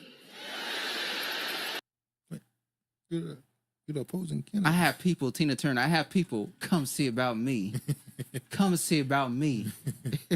All right, now let me show this video of this pastor who felt the need to come defend his sister. Who he defending, Kamala? Yes, he is. Oh. You know, it's more than likely he's a part of one of these fraternities. Oh, you all know these he pastors is. are. So, on Kamala becoming the presidential nominee, hasn't announced a running mate yet. Confess. Not at all. I wasn't too happy about that. But I'm all in now. I'm 100% now for this reason. This representative from Tennessee, sorry, Connie, from Tennessee, he called her a DEI candidate. She is. We're going to get to that. Disgusting. We're going to get to that later. And then they start calling her colored. Oh, Lord. Then they start calling her out of her name. And as a black man, I can't let no white man talk about no sister like that. She ain't no fucking sister. And I not take offense to it. Man, Judge Joe Brown said all she did was lay on her back. I get it. He want the draws. We get it. She went to they keep bringing up this HBCU. Like, if you go to a HBCU, that's 4 years of experience on Black American. No, that's college. That's just what happened to have black people there. They don't make you anyway. Colored would be more appropriate term for people like her. It would. That's what I said. Maybe we need to copy South Africa a little bit. Oh, so Honorable, you don't accept that terminology used for black people, colored? No, she's saying that she said we African American, Black Americans at least. But that's one of the things we were called was colored, and we got rid of it, didn't we? We consider that a slur. Some people consider black a slur. They did, but that changed. Not everybody has a problem being called colored. No one said everybody. We said as a group, we came to a conclusion we don't like this. Who was out there? No, nigga, you wasn't born yet. The people before you, your aunts, they came to the conclusion. I don't think everybody agreed on that. Your grandfather, they came to the conclusion. I don't believe so. It bothers me that Kamala is crazy. Lazy. Oh, yeah. I'm having a bad time today. It bothers me that Kamala is lazy and she doesn't do the real work outside of the rumored wave magic. Exactly. Sex magic. Shout out to Drinky Dre. What up, Dre? Sex versus was damn, Surrey. Because who is more disqualified than Donald Trump?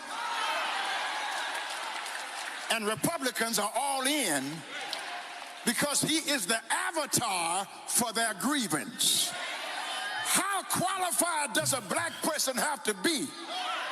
Oh, Lord, let me go ahead and leave. No, they know to get the collection plate going around. Now, let me talk about a sister you knew to protect. Now, I'm being misogynistic now. I'm sorry. The brother of the sister, this is the same woman that said the butch body built comment. Mm-hmm. We finally seen her stand up. I am working my ass off to make sure that we can save this democracy. Y'all see how these people like to play in my face, and I'm not standing for it, and you shouldn't stand for it either. Shout out to the sister. You ain't got no comments? What? What's going on? She too far gone. What you mean? Look at Uncle. Damn. Hey, when I saw it, I said, "Oh, okay." Dude. I was too unfamiliar with the game. Okay. He said, "Who that? Who this?" I forgot. I think she's Congresswoman Jasmine. What's her name? Crockett, right? Crockett. Yeah, one of those names. Let me look at butch bodied. She called the blonde white lady butch body built. Yeah, Jasmine Crockett is her name. She kind of like Toya Wright, Lil Wayne, baby mother. That ass. That Snickers. Ass Snickers. Yeah. When I saw it, I said, "Oh Lordy, all right." That was. She's a thicko. Yeah. Let me play a little bit of this. I'm not gonna play this whole thing with D.L. Hughley, who just. Man, don't fucking thick ass Snickers. D.L. Hughley just thick as Snickers. Good Lord. Let me play this. Mark Morrison, Return of the Mac. Thick so as a Kamala Snickers. Harris Yeah. is sailing despite every. Now keep in mind, in 2020, he came out against Kamala Harris. Ratchet. He said she lost. Right, Kiefer. Ratchet Kiefer. Hey, but she looked good. They letting the ass lead them. Hey, the Ratchet looked good on her. I hate to what? What's the term? I hate to see what? I hate to see you go, but I love to watch you leave. But D.L. Hughley actually came out against Kamala in 2020 when she had to step out of the race. He was like, good. Now he's for? Huh? Now he's for Kamala? Yeah, now he's saying he lied on her. He's saying that I lied on her back then. Are you serious? Everybody's worries and fears and doubts. Oh, we don't know and what's going to happen. She will be the Democratic nominee for president. She's already secured enough delegates to be the nominee, and she has done that before she even has a vice president that she's chosen yet. I have said before, I used to repeat some of the same things. That's the message he left. Kamala Harris flames out. Black people didn't trust her, and they were wise not to, because he was following what everybody else was saying about her record as a in California, San Francisco. That's a brick house. Y'all still stuck on that. Y'all rewinding, ain't you? Oh, y'all can't rewind on this. Oh, maybe talking about Kamala's the brick house. Ain't talking about no damn Kamala. DL, cool ugly. Cool. Ad nauseum that people are right now. Oh, she blocked up a lot of black men. I lived in this state my whole life. I had an occasion to talk to her on several occasions. I accused her on this radio station, on this network, on the same things that people are doing right now. And once I did my research and now, don't every time somebody said it about Trump, do your research, y'all tell them to shut the fuck up. Yeah. When people said do your research about that vaccine, y'all said shut the fuck up.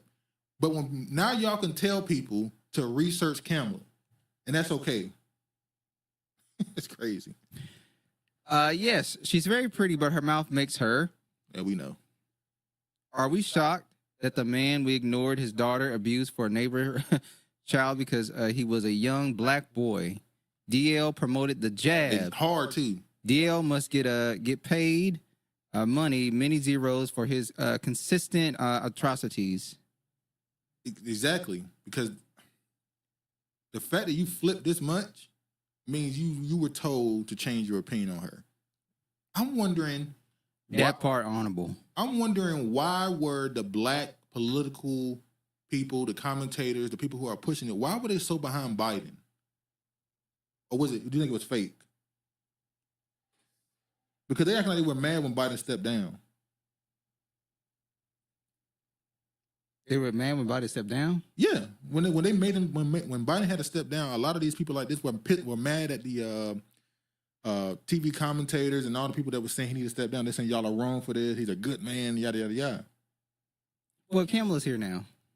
And research isn't finding answers that edify the perspective you have. Research means generally that you want to disprove the thing you believe. That's what generally, researchers try to disprove what they already believe to be true. So what you're saying is in 2020, you didn't research. That's what you have to be saying now. And now you've found the error of your ways, and now you research properly. They all playing their roles. Exactly. I agree with that. Dear Hughley, man, it's unfortunate where he is now. He must get paid in advanced spaces. Did she say a bitch? Bitch really turning into listen to him? I look what John was saying. They were fake mad because they had not been updated, that the agenda had changed. I don't think that's what it is. I think they did hit him out of nowhere, but I believe they didn't think that Kamala was going to be the choice. I believe they really were scared that they were going to kick Biden out and choose another candidate, and Kamala was going to be thrown to the wayside. I think that's what made them mad. Once Biden endorsed Kamala, they were okay with everything then. So they didn't know that Kamala was going to be the choice. And let me show y'all this. Oh, I think they knew.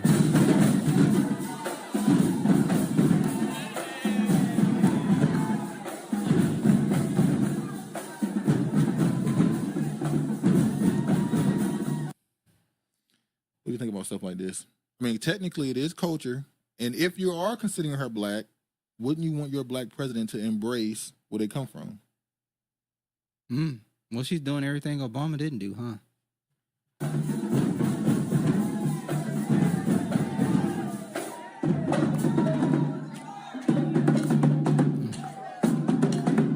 They researched the vaccine and said it wasn't healthy to take. Exactly. Put in clip. All right, now I'm about to show Imane Khelif kind of put her foot in her ass. Having her as president is the same as throwing her to the wayside for an actual black Americans. She always shucking and jiving. Yeah, there's a. Let me see if I still got it or not. You might be correct, Duke, and there's still time. They still might change their minds at the last minute. Exactly. Do I still have that?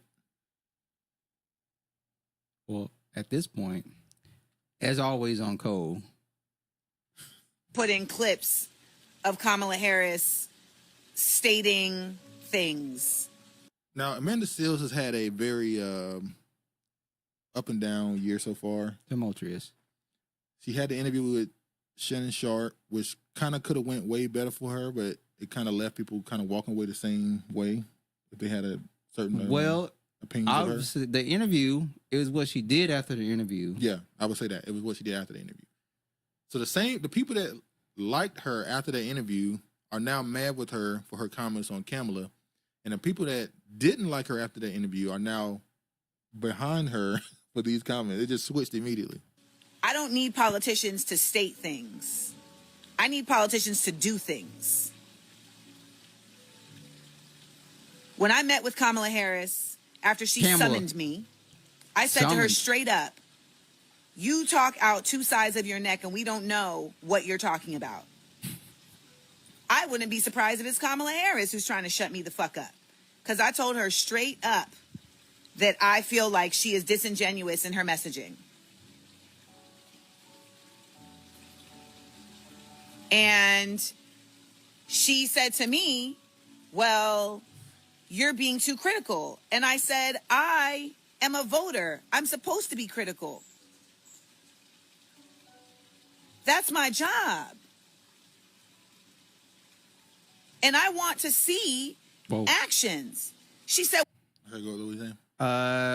Hold on, I want to read it. Let me just play and you can read all of it. well, how am I supposed to talk about racism in America without calling Americans racist? I said, well, first of all, there are many racist Americans, but there's also policy, legislation, institution, and systems that are racist that need to be addressed. They need to be addressed. And if you're not going to do that in an actualized way and in a loud, bold way, people will never really know where you're coming from. Well, you can't tell me how I feel. So I'm not telling you how you feel. I'm telling you how you sound. I'm telling you how you sound. Okay? Yeah. Keifa, give her kudos. The truth is that you should always question your source and what are their intentions. And what you all need to know is that I don't need to do any of this. I don't need to talk about any of this.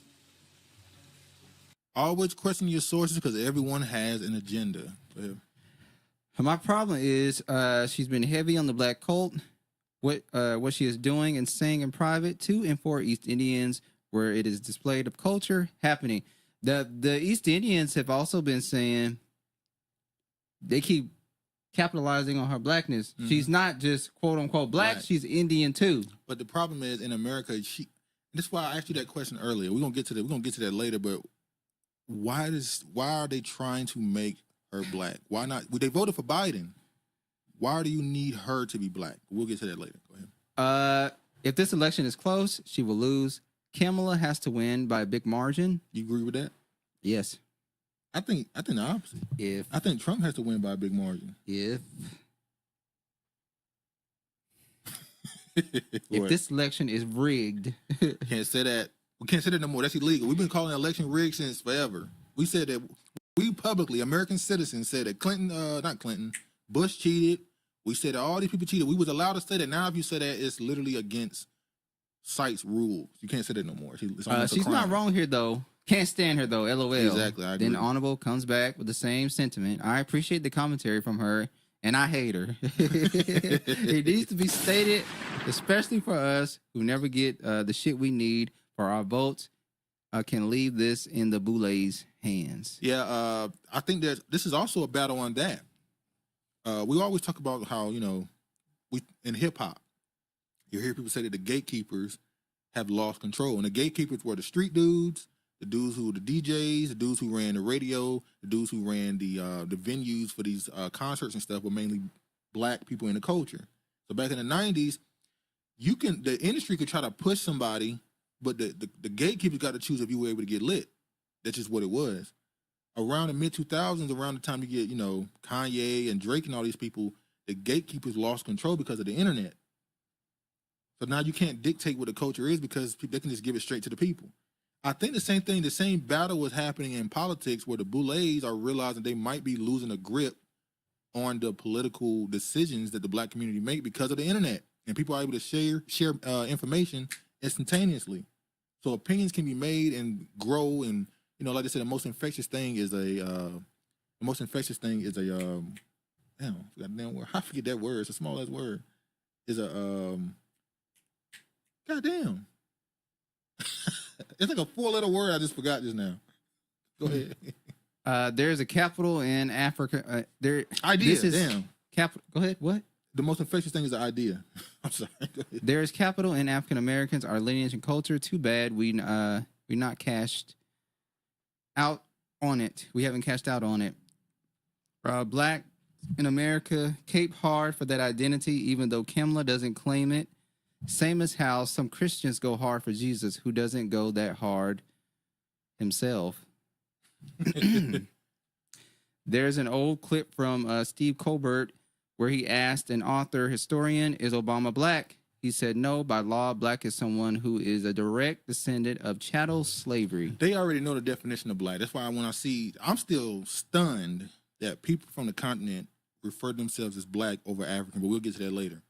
But yeah, shout out to Amanda Seal on that. She spoke some truth. This is just a clip of her laughing about them asking her to build more schools than prison. Patterson.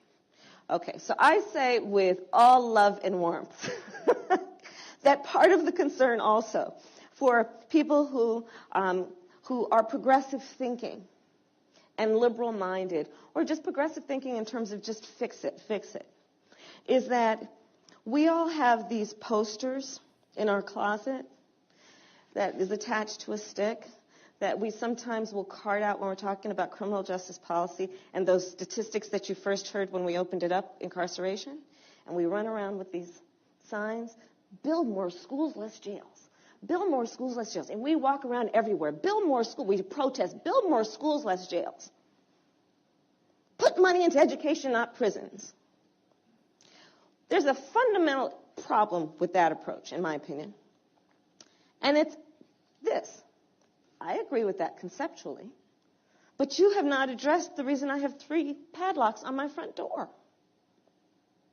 So part of the discussion about reform of criminal justice policy has to be an acknowledgement that crime does occur, and especially when it is violent crime and serious crime, well, there should be a broad consensus that there should be serious and severe and swift consequence.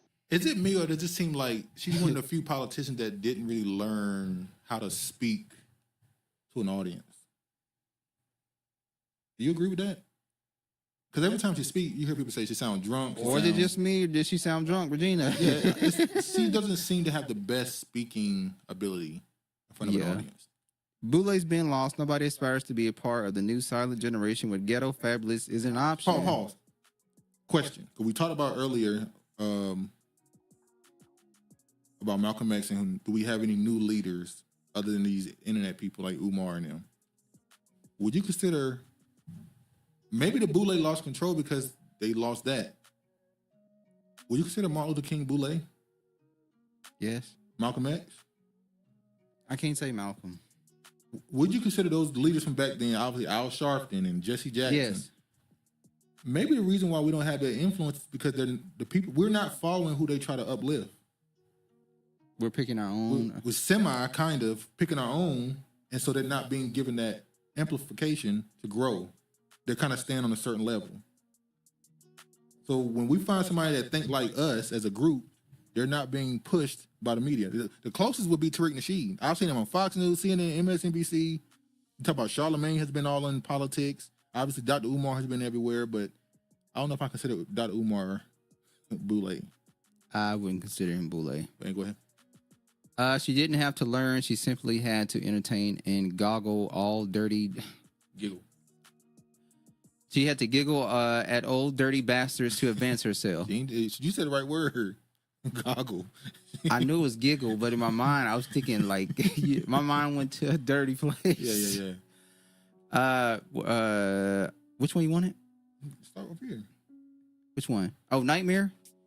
Nightmare. Kamala wins and adds East Indians to her unlimited Israel fun list. Shaking my head.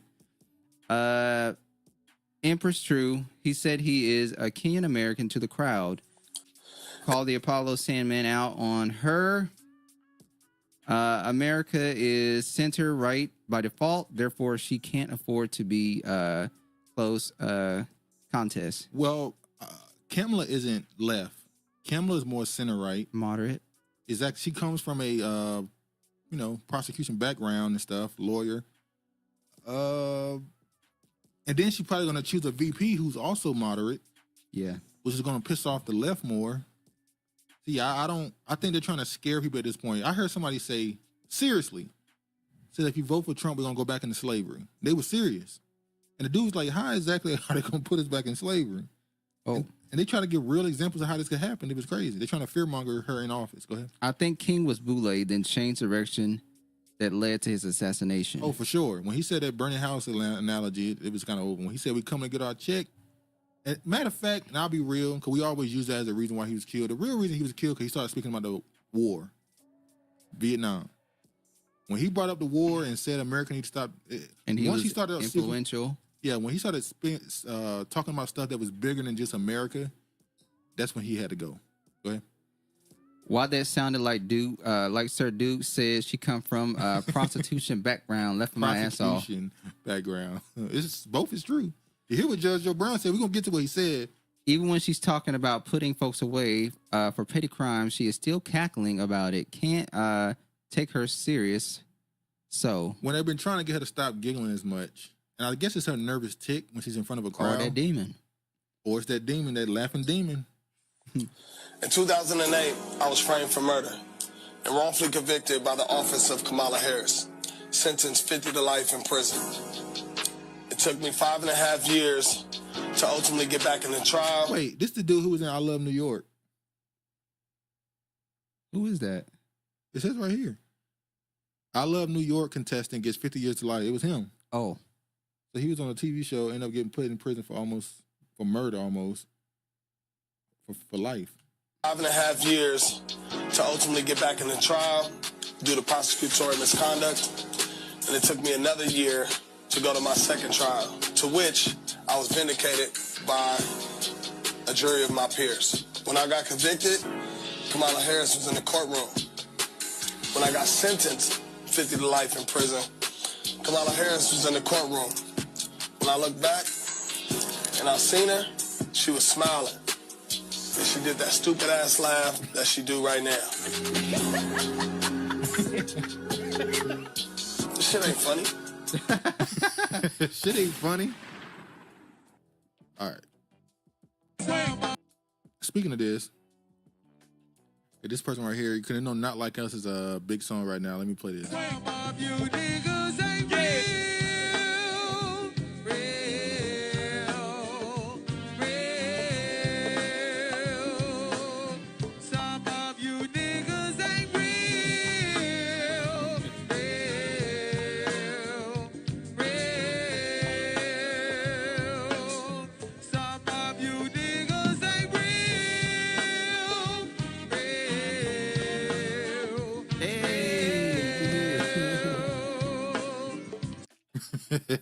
Shout out to them.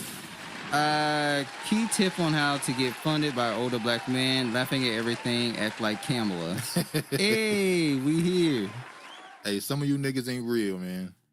Oh yeah, we definitely gotta get to this. This is the main segment we want to get to. This is gonna be the last segment. Hold on.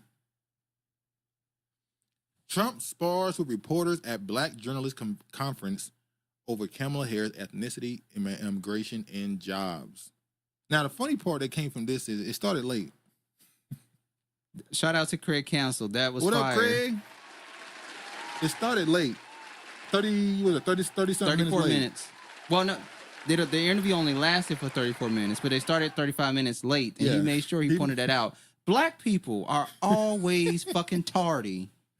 Hey, man. Cannot be punctual. Jesus. No, that's not true. Well, I have to take that out. Black people out the exception of me. I'll exclude myself. So you saying you're the only black person you know that's on time? Yes. You serious? You think I'm always late? Yes. That's a lie. You would be late. No, I'm You've not. been late for the show several times. Wow, We've never been late because of me. That's a lie. Ever. Well, no. How you gonna be late if we got a timer? before we even start. It's right. What do you? Every time we've started the show late, it's been because of you. It's never been because of me. I don't know about that. You can think back. All right. Never. No, it's not over yet, Honorable. I don't know. You seem to be ready to get up out of here. Well, she can go. Go ahead. I need the song for my Kenny collection. Can you post a link? Yeah, I'll post a link. The show over? No. I said we about to go into the final segment. All right, so Trump. Maybe she's just like, is it over? Like, no. But Trump, he went to battle with them. I will admit, everybody is agreeing that the woman who started first in the blue. Hostile. She started off, I think, if you're going to interview a former president, you probably got to start. I know you don't want to. You don't like them. You have to start with some level. Should have let Harris Funkner from Fox News start it off. Yeah, she used to be around white men, so. Well, she married one. Yeah, so she just knew how to move around it, and yeah, to me it didn't go well for how this could have went. So she went out immediately calling him racist and all this other stuff, and tell him to get his opinion on why black voters should vote for him, considering his history. It was emotional. Yeah, it didn't really go well. We're gonna show some clips from this. Hold on. What the hell is it? Joe, he lost a lot of weight though. Hold on, where is the videos? Hold on. Actually, she's Nigerian, and they closet to the request time. According to me, Nigerians are the latest. Oh. Y'all always got to find a reason to talk shit about Nigerians. No, you do too. You right there with them. We will find a reason to talk shit about them, won't we? You sure will. Hold on, y'all. All right, here we go. I don't know if I moved them. Do y'all remember when Kamala was talking about Kwanzaa and she said her favorite principle was do as thy will? There is something demonic about her. Well, yeah, her name means devil. I think I got the two videos I need. Hold on, y'all. Shout out to Larry Gathers. If you spell Kamala's name backwards, it means mother of gods. Oh, really? Yes. Some of your own supporters. All right, here we go. If you like the last Bad Boy movie with Will and Martin, you voting for Kamala. The shit was horrible. Hold on, who we getting to that? Everybody else said it was good though. I keep hearing good stuff about it. We haven't watched it yet. We had to go back and watch 3, and Travis wasn't a very big fan of that one because of the plot lines. I think I fell asleep. Yeah. They made Will Smith have a Spanish son. Yeah, that was crazy. That's tying into the whole narrative that the Bad Boys franchise is a black and brown movie. That's why they did that shit. But it's true since the first one. Remember the first movie had that Hispanic Cuban woman. Remember the guy too. The villain. No, the villain. What was the villain guy? Was he Spanish? It probably always go against Spanish. I thought he was a European. Y'all haven't seen the meme. Who will arrive the latest to the party? African Americans, Caribbean, or Nigerians. Why do you do that? What? Who's talking about? Anyway. Yeah, I haven't seen that meme. Who they said would come Black American. I didn't play this. True. You have told 4 congresswomen of color who were American citizens to go back to where they came from. You have used words like animal and rabbit to describe black district attorneys. You've attacked black journalists, calling them a loser, saying the questions that they ask are, quote, stupid and racist. You've had dinner with a white supremacist at your Mar-a-Lago resort. So my question, sir, now that you are asking black supporters to vote for you, why should black voters trust you after you have used language like that? Well, first of all, I don't think I've ever been asked a question. I don't believe that. Come to America 2 wasn't that bad. Yeah. When you compare it to the first one, it's trash, but it's, yeah. Question, so in such a horrible manner, first question. You don't even say, hello, how are you? Are you with ABC? Because I think they're a fake news network, a terrible network. And I think it's disgraceful that I came here. Yes, it was, Regina. In good spirit, I love the black population of this country. I've done so much for the black population of this country. Yes. Including employment, including opportunity zones with Senator Tim Scott of South Carolina, which is one of the greatest programs ever for black workers and black entrepreneurs. I've done so much, and and I say this historically. Trump doesn't say black. Say black. He say black. He don't say black. He don't put the emphasis black. Black. He say black. And the man eat a steak well done. Hey, we keep holding it on him too. That was very unprofessional on her part, not showing respect first, then leading in with your questions. Well, that's the point. It's like she tried to come in and she wanted a viral moment of her putting her foot up Trump's ass in an interview, embarrassing him, stumbling him. That's not what happened. Donald Trump has been in media for well over 40-some years. He has been dealing with these political questions for at least the last decade.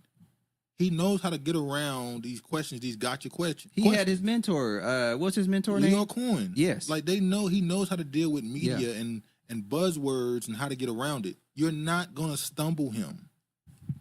There's a certain dynamic when you're somebody who have the ability to take over an interview where if you ask a question I don't want to answer, I'm going to give you an answer to a question I want you to ask. So when you ask me something, I'm going to ignore what you just asked me. I'm going to give you a totally different answer, and you're going to have a question to come with that. That's good deflection skills. Trump has the ability to do that. She was hella rude. She was. How is American citizens defined in this first statement? And also, it didn't make her look well. I see all the people that's saying, "Oh, she did a great job. She exposed Trump. He lost any black vote." I'm like, no, he did not. She walked away looking like she was not a very good, what you would call her? I don't want to call her a reporter, but she didn't look like she's very good at her job. She was like she was emotional and was unable to focus on what the task at hand was. Once again, the word emotion. Right. She was too focused on being a Democrat shield and not securing her position. Too aggressive. I agree. No professionalism. Black colleges and universities were out of money. They were stone cold broke. Yeah. And I saved them, and I gave them long-term financing, and nobody else was doing it. I think it's a very rude introduction. I don't know exactly why you would do something like that. And let me go a step further. I was invited here, and I was told my opponent, whether it was Biden or Kamala, I was told my opponent was going to be here. It turned out my opponent isn't here. You invited me under false pretense. And then you said, you can't do it with Zoom. Well, where's Zoom? She's going to do it with Zoom, and she's not coming. And then you were half an hour late. Just so we understand, I have too much respect for you to be late. They couldn't get their equipment working or something was wrong. I don't know. It's a very nasty question. I have answered the question. I have been the best president for the black population since Abraham Lincoln. That's my answer. Better than President Johnson, who signed the Voting Rights Act. And for you to start off a question and answer period, especially when you're 35 minutes late because you couldn't get your equipment to work in such a hostile manner, I think it's a disgrace. She was very curt with him. And this crazy. Black people have issues with starting on time, getting BET goes through the same thing every year. Equipment not working, something a malfunction, something is going on with equipment. What is it with us and equipment? That's why you have to test. You have to be early. If you're supposed to be there by 10, you should be there by 8 o'clock in the morning. Well, it's happened with testing shit. It's happened with us before as well. Well, that's you, not me. Where sometimes I'll go through, do testing, and sometimes when you start, something happens, and now you got to go find out what the problem is. It shouldn't happen every time you have an event, though. That's different. It don't happen every time. Sure. Shit. Go ahead. I'm glad he called them out. He made them look stupid. Yes, he did. He made them look unprofessional, except for the one Fox News, the woman in the red. Harris Huckner. She looked like because he said he had just did an interview with her before, which made me think, well, why wouldn't you have her start the interview since she already has a rapport with him, and then you have her come behind that woman and do the strong questions to try and beat him down. Instead, you try to start with that, and now he's on defense mode. So. Said Struggle Studios, Negro chill. Wait a goddamn minute. See, no, I was saying I understand. He was the one kicking it back. No, I don't understand. You know why? They're a fucking corporation. We are not a corporation. We are a mini corporation. We are a small podcast. Is this a podcast or a show? Whatever the fuck they want to call it. Show, podcast, You know how they try to belittle you. That little thing you guys do. Yeah. The little hobby you have on the side. Yeah. You can't put us in the same bracket as them. No. Vote for Trump if we need to use him to clear up the confusion surrounding what is a real African American. It needs to be clearly defined. It's been defined by the people already. Including Republicans on Capitol Hill have labeled Vice President Kamala Harris, who is the first Black and Asian American woman to serve as vice president, she says black, ticket, as a DEI hire. Is that acceptable language to you? And will you tell those Republicans and those supporters to stop it? That's not how she talking real life. Define DEI. Go ahead. How do you define diversity, equity, inclusion? He didn't ask for the definition of the word. He was saying the definition of a DEI. What is that? The definition. But she gave him what the damn acronym means. Yeah, go ahead. Is that what your definition? That is give me a definition then. Would you give me a definition? Exactly. Give me a definition. Sir, I'm asking you a question. No, you have to define it for me if you I just defined it, sir. Do you believe that Vice President Kamala Harris is only on the ticket because she is a Black woman? Well, literally, Joe Biden, when he ran for office, said, "I am going to choose a Black woman." Isn't that DEI? Yes. Technically, although there's a plenty of DEIs. But why? But y'all for that. So why don't you want to be identified and called that? That doesn't make any sense. Well, no, the racist people, the right wingers definitely use DEI as a little. Okay, then don't accept it. Don't. Then you should want that to go away if that's not what you want to be called. If you're going to start late, don't start out being rude. They should have profusely apologized. Sorry. Before they start the question, sorry, how's it going? Are you worried? I'm so sorry we're having technical issues. This is not normally what happens. No, she's gonna start off being a bitch. Podcast is the lowest format here. This is a show. I appreciate it.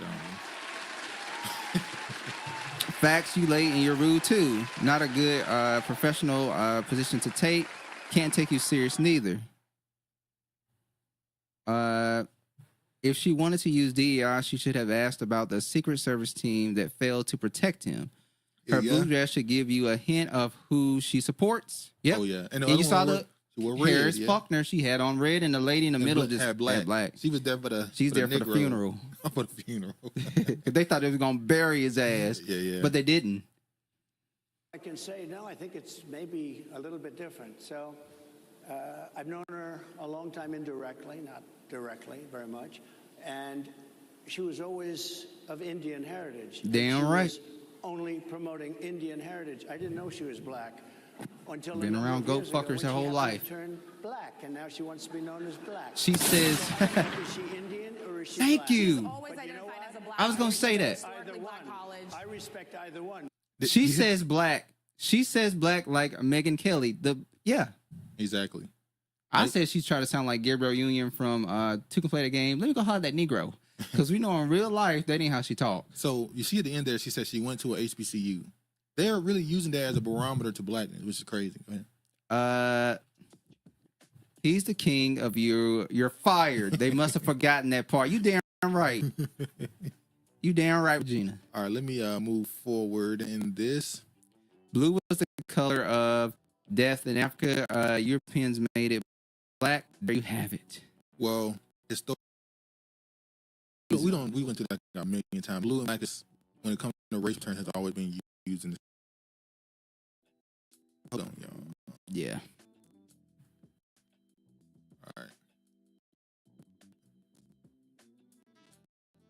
All right. Racist remarks from black activists tied to Kamala Harris could spell trouble for them ticket. Fuck white women. Now let me show y'all the video. All covered. That's how she really feel about Karen? In West Virginia in the hills, they covered. They got them all the way there to Wall Street. He did that. And we sitting there talking about the white women. Fuck the white, excuse me. Forget the white women. They gonna look at the black do what they white men tell them to do. But y'all know y'all damn sure won't do what the black man tell y'all to do. She said so much, and just that little line. They're gonna do what the white man tell them to do. Will not be obsequious for nothing. If when you listen to what she said, that she's listening like they're weak, they're gonna do whatever they man tell them to do, and they know it is the absolute. I'm gonna say opposite, but it is not true with them. We don't give a fuck what these niggas want us to do. I'm sorry, these black men. The same these way dusties. The same way she said, "Fuck."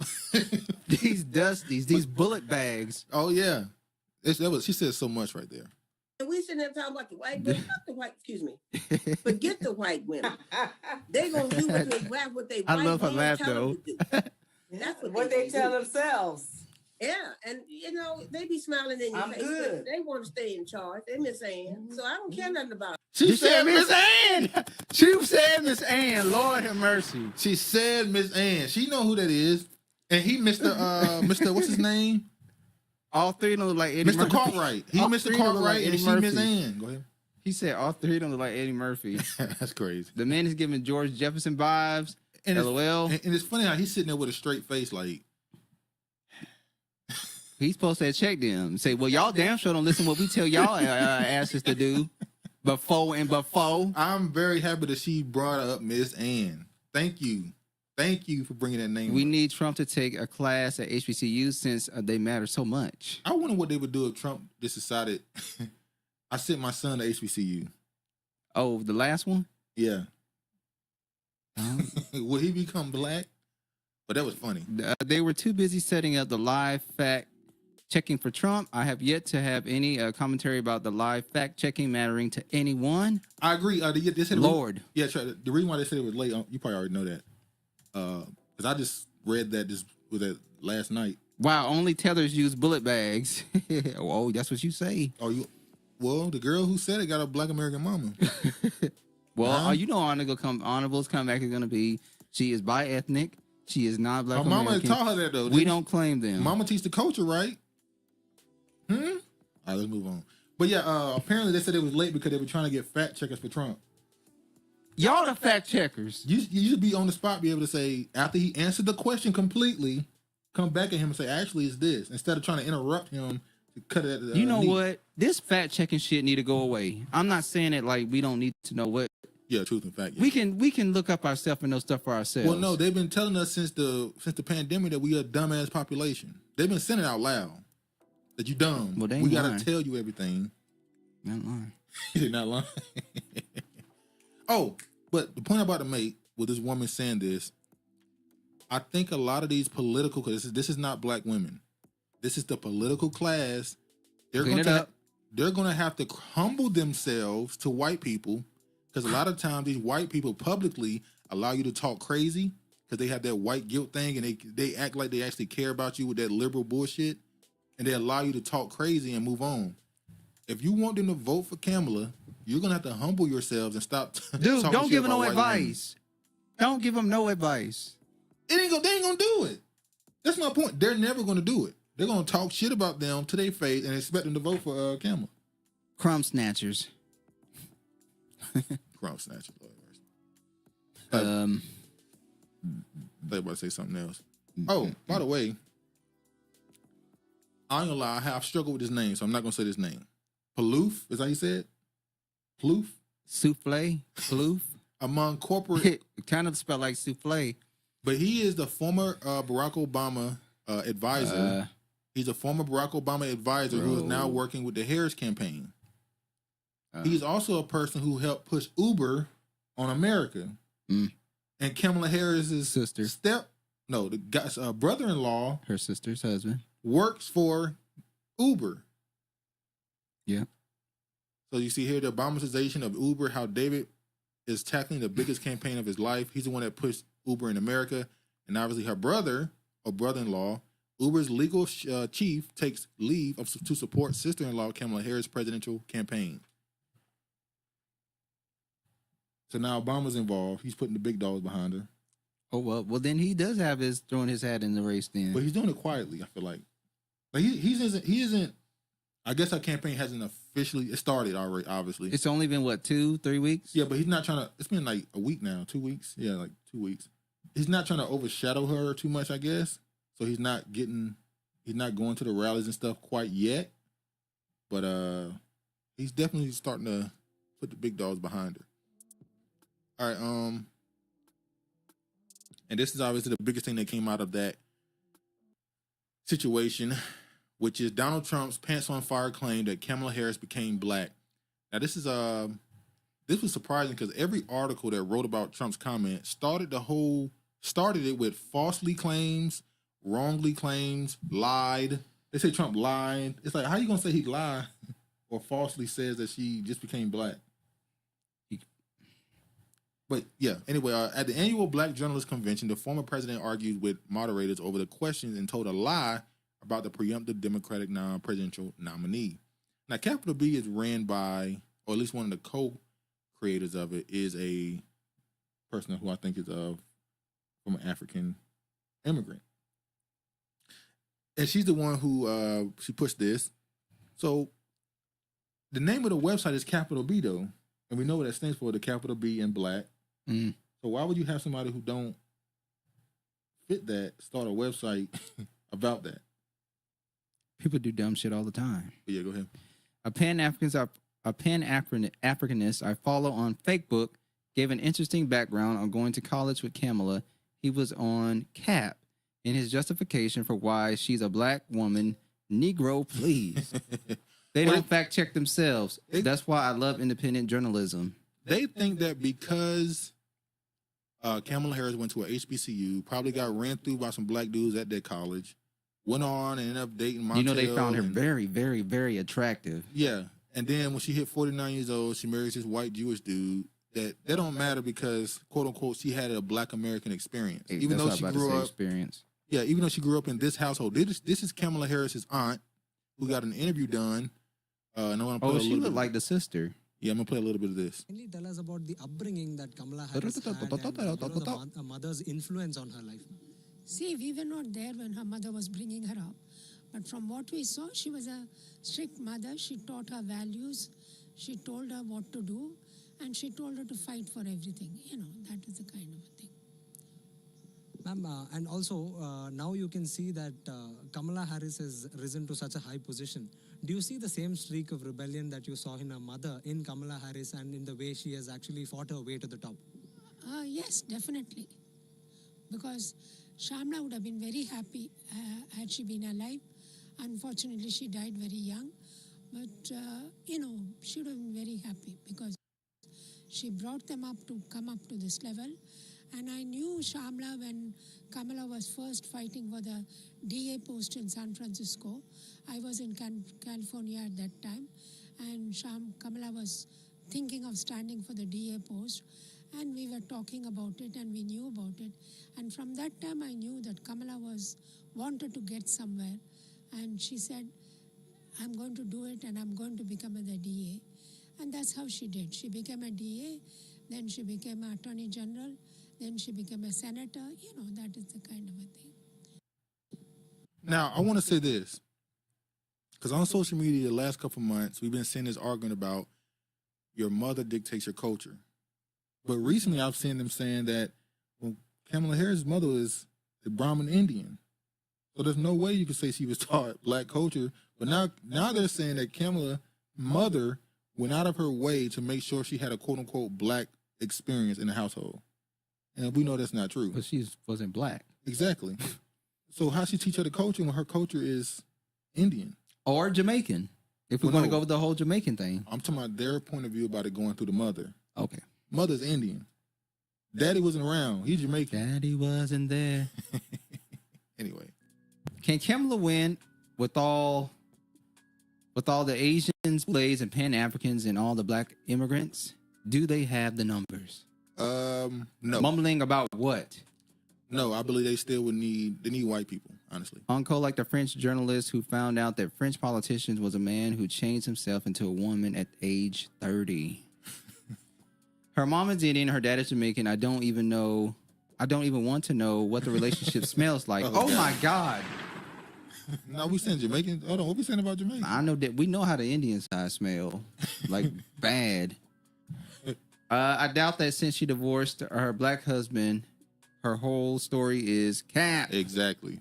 The absence of a black father seems to dictate one's culture because everybody who was abandoned by their black father is the blackest ninja you ever met. Hey, your father dictates the culture even when he's not there, babe.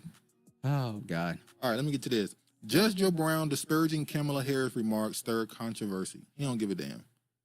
Let me play this. And then she was everybody's favorite Hindu Indian prosecutor and attorney general and senator, and now she becomes black. But, you know, I met her daddy, fine gentleman, Professor Harris. And the problem with her being black is Professor Harris says he's Caucasian, mixed Irish and Hindu.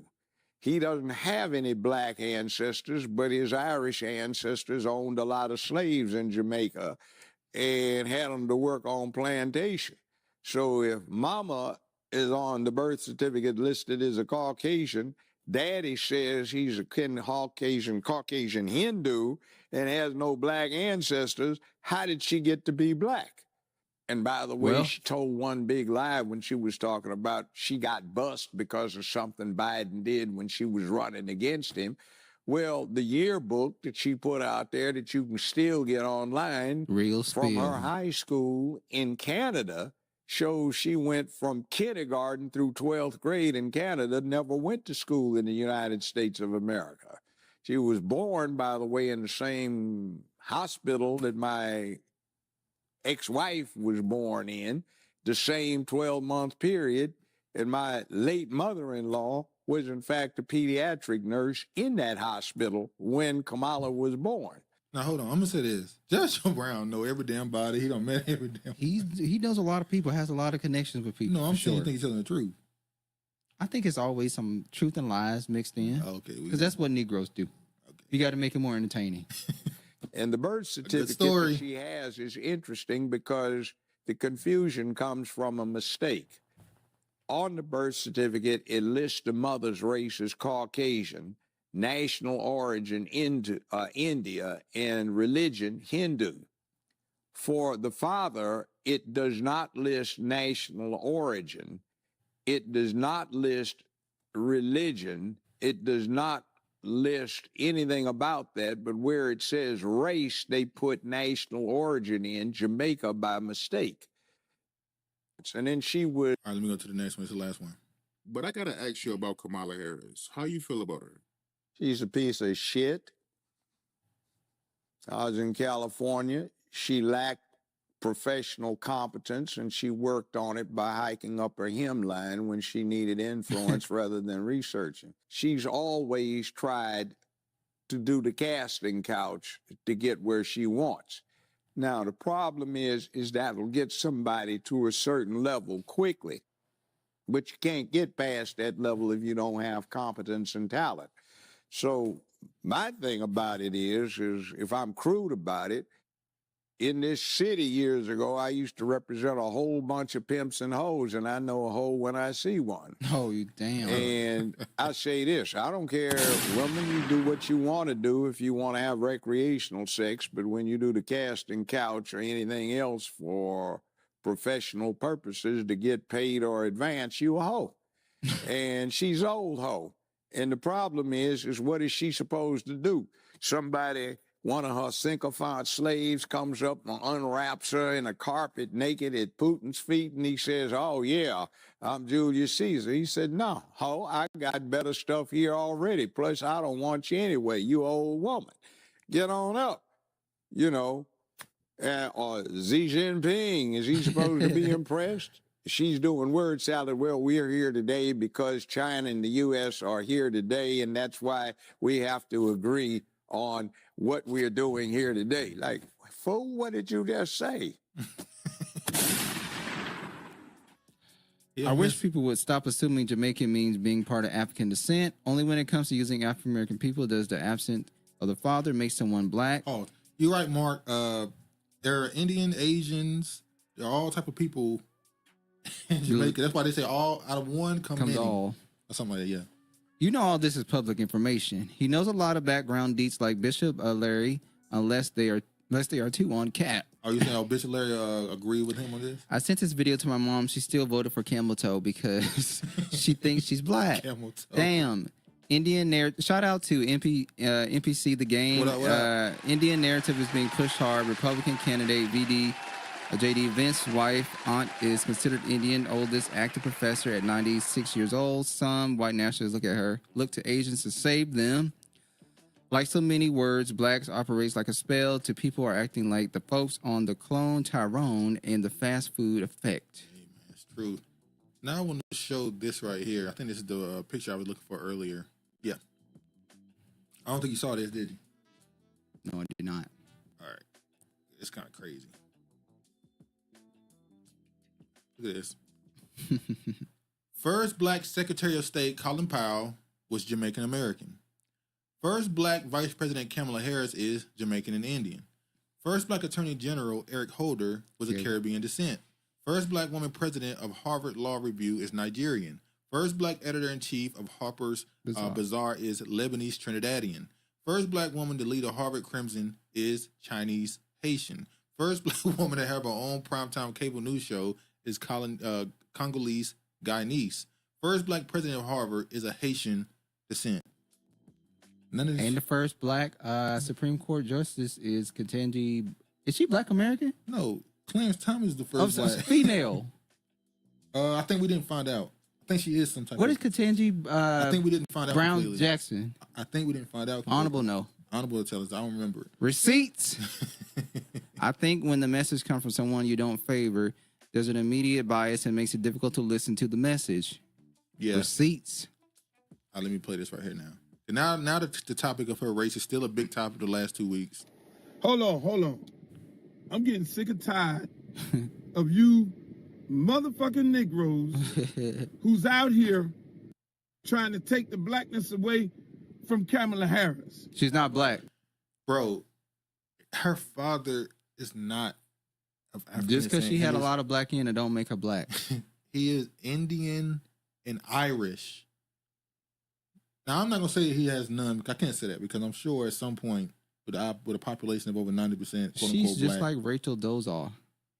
Oh, is that comparable? Yes, it is. Somebody made How's it not comparable? It's the exact same comparison. Somebody made a good point, dude. They said she went to HBCU too, and she married a black man. And Kamala married a white man. Hey, she married... She is literally Rachel. They said the only difference is she got color in her skin a little bit. I'm saying this. Hold on. Kamala Harris, Indian and Jamaican, went to HBCU, became a district attorney, senator. Now she's vice president, trying to be president. Rachel Dolezal, white woman, went to HBCU, joined the NAACP. She didn't lock people up. She joined the NAACP, became a chapter leader, married a black man. Hey, I'm just saying. She not black. She's doo-doo brown. Doo-doo brown. When I realized the amount of black immigrants in high school, high American positions, famous and infamous, I started tracking like this list. It's very few American blacks were seen we all call black. And I want to ask y'all a question. Do y'all think we will ever have a black American president? Is No. clearly a purpose why they get behind certain people and not others. We will never have a black American president. Why are they so afraid of that? I guess they feel like if we did to them what they did to us, they would want revenge. And because they see us not really trying to get revenge, they're surprised by that. And it's like this conscious fear. Let's just keep you at bay. We don't want to give you too much power. influence. Yeah. It's been stated that her own father doesn't care for the identity politics and they're not close. That to me points to an underlying issue. Yeah, he was pissed off when she made the Jamaican weed joke. I tell the whole truth. If Trump wins the election, he will be powerless in everything in the economy with wars. I'm speaking the truth. Thank you. Khalid Simple. And let me say this: if you expect wars to be coming with Iran, with Russia, who do you want to be your president? Kamala Harris or Donald Trump? If we're talking about wars coming, let's say it's happening. We all see it. We ignoring it here in America. But if you have a war coming, who do you want as your president? Kamala or Trump? Neither one would be considered really great options. But I think Trump would try to diffuse it. I think he would immediately diffuse the Ukraine-Russia situation. I think Ukraine-Russia would be over very quickly. You know, Indians have a quick temper. The angry Bohemian knows he's next. She's talking about. Yeah. Yes, I want revenge. Droopy neck hairs ain't black. Nope. Or we had them already in the 18th or early 19th century. No. Were there any wars under Trump? Well, he did the same thing everybody else. He bombed people, but there were no new wars. He continued old wars. He bombed on some countries like Obama did, like Lebanon and all this stuff. But no, he did not start any new wars technically. But yeah, I agree with Regina. There might have been some black presidents in the 1900s, 1700s. You hear me? Is she talking about like half breeds? No, remember the country. Oh well, they said the first president was a black man. Yeah, that's just the rumor. Well, not rumor, but that's the alleged thing. Presidents have no power. Puppets. Same thing with Abraham Lincoln. There's people think that he has black lineage. He's Melungeon. Fuck them both. But DT to the answer your question. When we talked about needle in a haystack. Yes. And there's a nigga in a wood. Nigga in a wood pile. In a wood pile. And then remember they did the ad. The parody. Up, did an ad with Abraham Lincoln sitting in a wood pile, and the Democrats use the term nigga in a wood pile. So they're saying that Abraham Lincoln has some type of black lineage in him. That's what they alluded. I believe we have an African American president run under a Republican. So she's saying run under a Republican. Well, yeah, allegedly there's a lot of records that show that the people the person who they considered the first president wasn't actually the first president. It was like 4 or 5 before him or something like that. The reparations is greater than what they want people to know. There will never be a black president. She's not black. None of them are black. Our VP and soon to be president, because your daddy, Donald Trump, gives you these talking messages so you repeat the dumb shit. People been saying this at least. If you want to be mad with anybody, be mad with Tone Talks and Yvette Carnell. They're the ones that blew her up the first time. They destroyed her campaign before it started. Also, shout out Black Authority. Exactly. Professor Black Truth. They were all on her ass. As soon as she announced, they said, we knew you was going to announce. It's over for you. Because she announced on Shirley Chisholm's, it's her birthday, Shirley Chisholm? Yeah. Yeah, she announced on her birthday on a TV show. Oh, she's an Indian. She's black on occasions. Really? Make that shit make sense. Black HBCU, pledge in one of the most prestigious black sororities, a.k.a. member of the Black Caucus. It's funny how they're not naming anything before the age of 18 that makes her black. You notice that? What? They're not talking about nothing childhood that make her black. No. They're talking about college and after. Yeah, college and who she's dated. Exactly. I'm not counting Melungeon. Born and raised in Black Oakland. Yes, she went abroad like a lot of all of us. Go abroad into Canada and stay for a few years, come back, go to college, state attorney, prosecutor, member of the Black Caucus. You already said that. Stand up in the Senate for black issues time and time after again. Y'all, man. Honorable trying to speak it into existence. There will be an African American president. You gotta speak your words. Your words are spells. Well, she's trying to cast a spell. Yes, he is. Yes. Uh-oh. Did you see this? You told me about it. I'm saying, did you see it though? You no, go through I didn't. It. I don't. No. I never go through. I'm glad you didn't go through it. Now, so we've been going on a little long. How long we been going now? No, we ain't. Have we been going long? No, normally we've been going to 6:30. It's only 2.5 hours. Okay. We kind of probably done by 5. Kind of early, actually. All right. So the next topic, I didn't know this was actually. No woman, no cry. I didn't know this would anger people, honestly. So this guy right here I'm about to show is a super Kamala stan. He wants her in office bad. Now there are people, the people who are pointing out Kamala's her not being American, not being black. They're trying to paint that as that's just MAGA people. That's just Trump people. So you see here, he says MAGA. Jamaicans are not black people, and said Bob Marley. And I don't think he really knew what people were going to say with this. But if somebody just said, ain't he biracial? A simple question. Not a state is a simple, not a question, I'm sorry. A statement, simple Father's statement. a Caucasian. And look at the comments. He black. What the fuck wrong with y'all over using biracial? You hear? Say what now? Somebody said he is black. What the fuck wrong with y'all overusing biracial? How is that overusing biracial? He's literally, that's not okay, overusing. she ain't African American. Next story. Did y'all see the video of President Jared Ford answering a girl asking if he believed a woman could be president? Yeah, we played that a couple months ago where he said, yeah, it's going to require a man to run, her to be vice president, him to die, and her to be president then. Which is kind of what we're going through right now. Yeah, it's kind crazy. So she's saying that using the term biracial against Bob Marley is overused. Well, this is somebody from Jamaica, right? Yes. Okay. Someone said, yes, but he embraces his Jamaican blackness, not cosplaying like Kamala Harris. Then somebody said, let me go down. Yes, long live Mama Booker. If you want to use the one drop or 1/16 rule, that's up for debate with your personal definition of being black. But yes, Bob Marley was biracial, and yes, he is still black.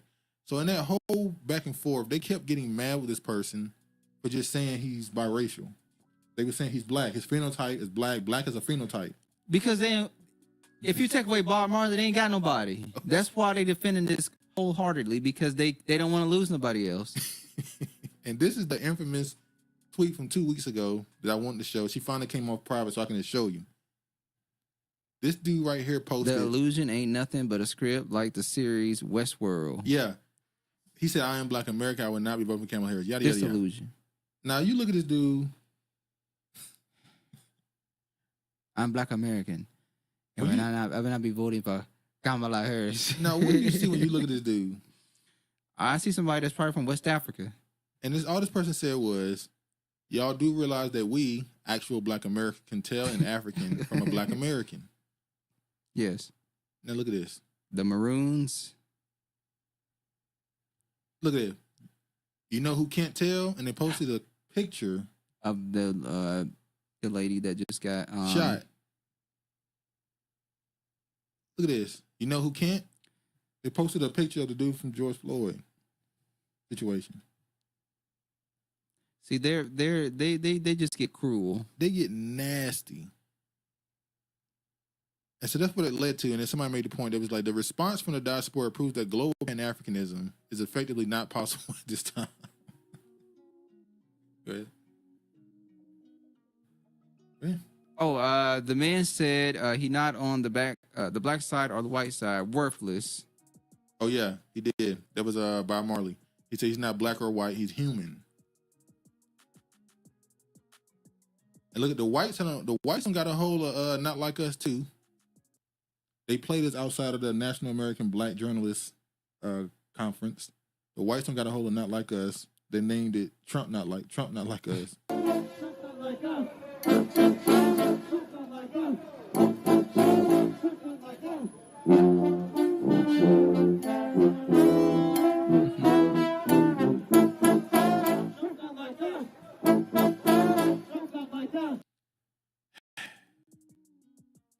They just took the soul out of it, didn't they? Completely took the soul out of it. They took the soul out of it. Completely. All right, I can jump past this. Oh, Lord. Already talked about it. Oh, this is Roland Martin checking somebody. Oh, Roland Martin, is he Indian too, ain't he? You really don't want to go there. So here's the whole deal. What did he lie about? First of all, he lied surreal. about abortion tonight, that was a flat out lie. He lied about HBCU funding. Because the reality is, for 3 consecutive years, Donald Trump submitted a budget cutting HBCU funding. But that's not what you were talking about. Excuse me. That is not big. The program that he cited about HBCU funding, guaranteeing funding, his budget zeroed that program out. It was under Bush, it was reauthorized under Obama, he zeroed it out. It was Congresswoman Alma Allens of North Carolina who put it back in. How are you given that seat today? I'm sorry, let me say it to you. Oh, shit, he's stepping to him. Now, this is a bigger question I didn't get to earlier. When Roland is going through all the things that he's accusing Trump of lying about, and you hear what the dude said? Why weren't you in one of the seats today? They had no black men to ask these questions over Trump. Because they didn't want a black man up there. You would have thought, at the very least, you would have had a black man in the center of those two women to ask these. Why wasn't Roland Martin, if you got all these answers, why didn't they bring you on stage to ask these questions to Trump? Because we have a matrifocal, we live in a matrifocal culture where the women run the households. I feel like it's more political. I'll use that word, matrifocal, political community. Our politics is ran by the women. Political theater. Exactly. I can't stand this fat ass. Fat ass. Lord. It's funny how that man asked him a question. He couldn't even answer that. Why weren't you on stage? Why didn't you get up there and ask those questions? Because they told him we don't need your services. It's crazy. We don't need you on this panel today. Kari, I'm half Colombian, but for the purposes of this panel, I guess I will be black. How do you... Oh, for the purposes of this panel, I guess I'll be black. And this is CNN. Did you hear what he just said? Well, maybe the man doesn't identify as such. He said, for the purposes of this segment, I guess I'll be black. Maybe he doesn't identify with being black. Maybe I don't mind that. But the way they just sitting there like he just said something normal. Like, no, you're not black this segment. You're just the person that's going to host this. We black. Bakari, I'm half Colombian, but for the purposes of this panel, I guess I will be Oh, black. he just How do you explained think why. Vice President Harris Who is handled they? her response to Trump? No, Hey. I think that this is. He's not hiding from who he is. He said, I'm half Colombian. No, he was trying to mock Trump. No, yeah, I guess trying to mock the people who are saying Kamala isn't black because of her okay, mixed I didn't heritage. catch it. So he's like, I guess I'll be black. But he sounds like a damn Fox News person when he say black. He does. What's y'all say? Megan Kelly? He sound like Megan Kelly. Who is they? She put the thumbs down. This is an amazing moment in American TV history because we can all tell the audience at that time we turned black. For me, it was about 99, 2000 when I first heard Juvenile's Back That Ass Up. And You know what's He funny? must have just woke up. You know what's funny? Trump isn't a black person, so he can't really go in on this. But the fact they're trying to turn what Trump said into a joke about when I turned black, you know the real joke is I could say when you went to HBC, when you went to college. A lot of y'all turned black when you went to college. Oh, you talking about the new blacks? Yeah. Oh, now you like that term. They You go just- back and watch all the old school movies and then try to use it to critique the community. Oh my God, did you know? And Men of Society, when he was speaking about this world, we watched that movie when we was 11. Move. Well, It's a genocentric world. Anything can be genocentric when it's considered exclusively with the female or feminist point of view in mind. Having Trump up with only women brought more drama views. Gynocentric? Gynocentric. Like Gynocentric. gynocracy. Oh, you're talking about the gynocracy, yeah. I saw BGS talk about it too when he talked about this. Okay. Said that Trump versus the gynocracy. And he saw full hand how they got on his ass like lioness.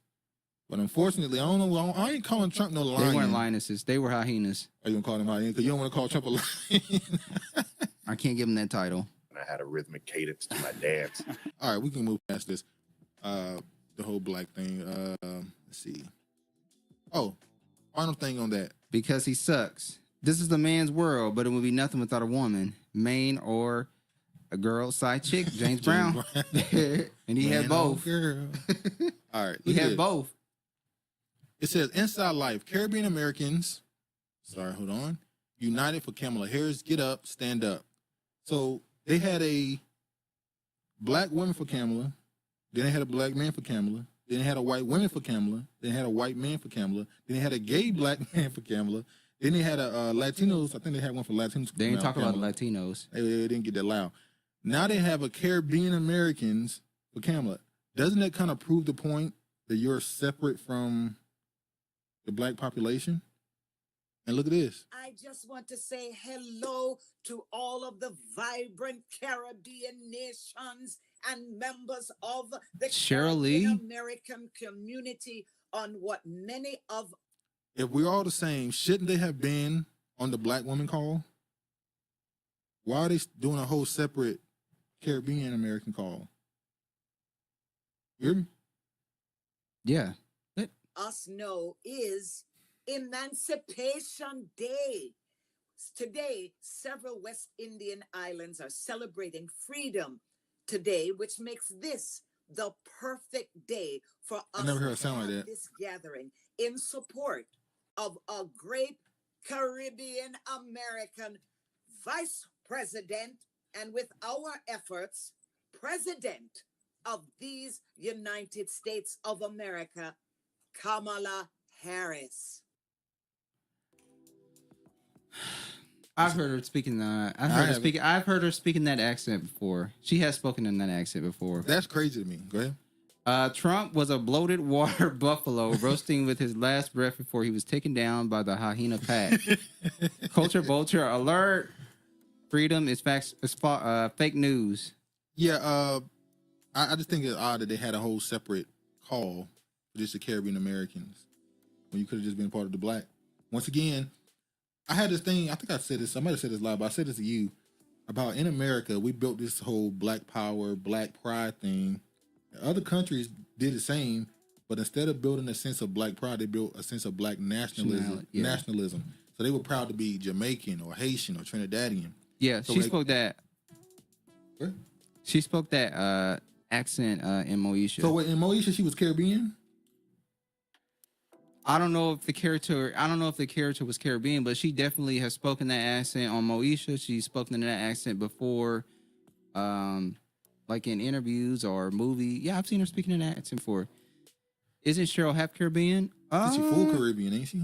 I think she full-blooded. She full Caribbean. But my point, other countries built a sense of nationalistic pride. So when they come to America and to black communities, and as a black person, you look at them and you go, you black, they're gonna know I'm Jamaican, I'm this, I'm that. It created a certain division.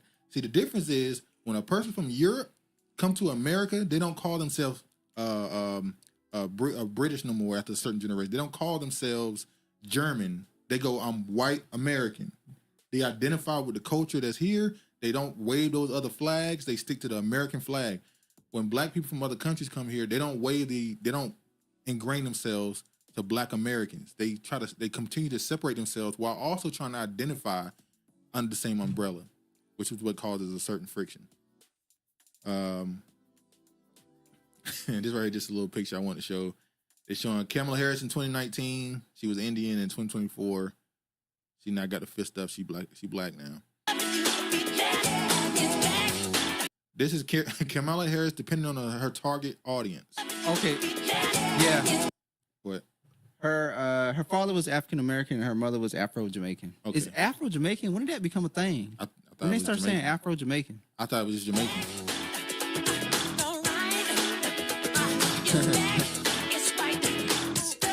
I gotta mute this because they're gonna definitely flag that song. Oh shit! You done played like 10 seconds of it. That's too much. So as soon as this video go up, 2 minutes later, this video cannot be seen. Global. It's gonna be globally banned. I meant to say accent. My bad. We knew what you were saying, Uncle. That's not Uncle. It's Craig. I mean Craig. Sorry, Craig. Uncle said, "Don't fucking for me." Nah. Okay. Yeah. Her mom. Her dad was African American and her mom is Afro Jamaican.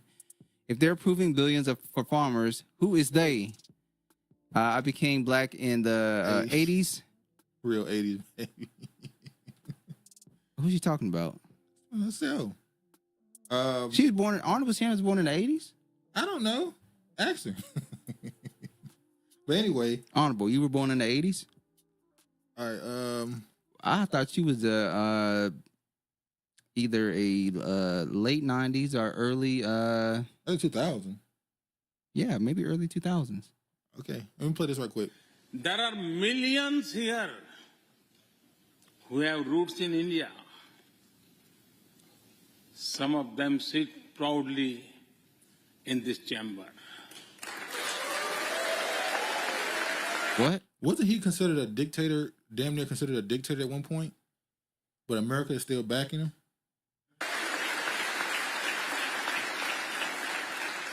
Or was he considered like a religious zealot? I can't remember.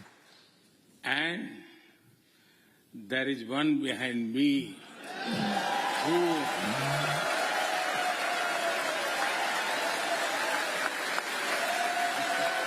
So he was claiming on his people.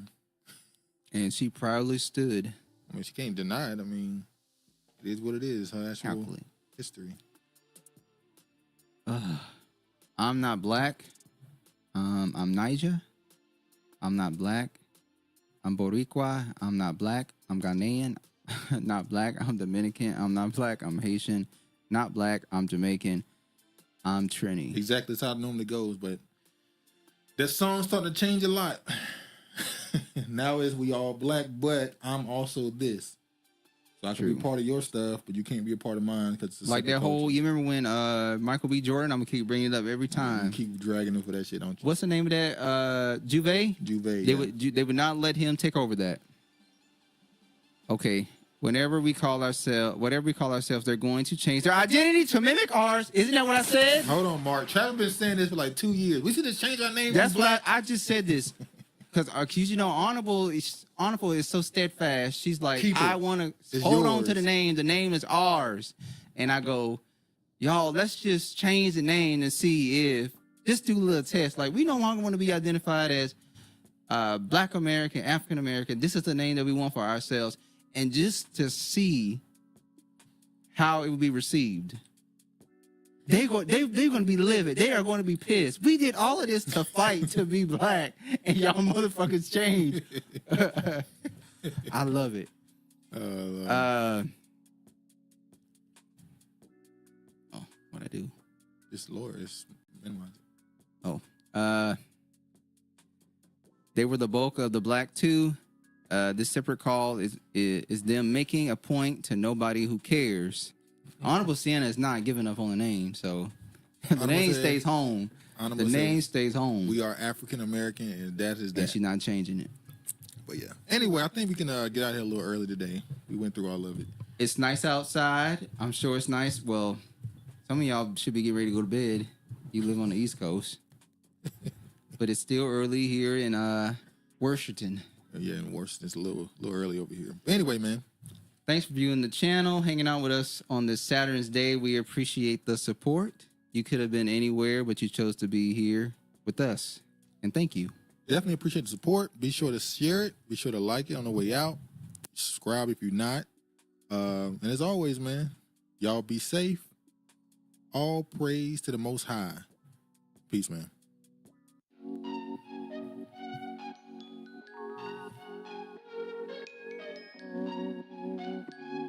Oh, you just...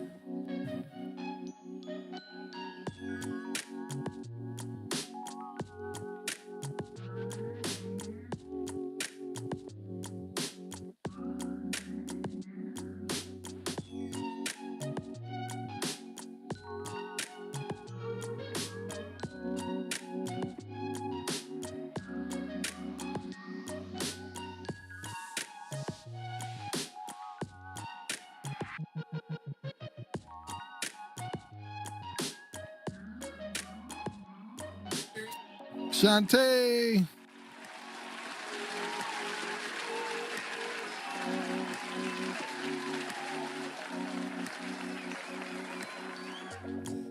Shantae, where the hell you been?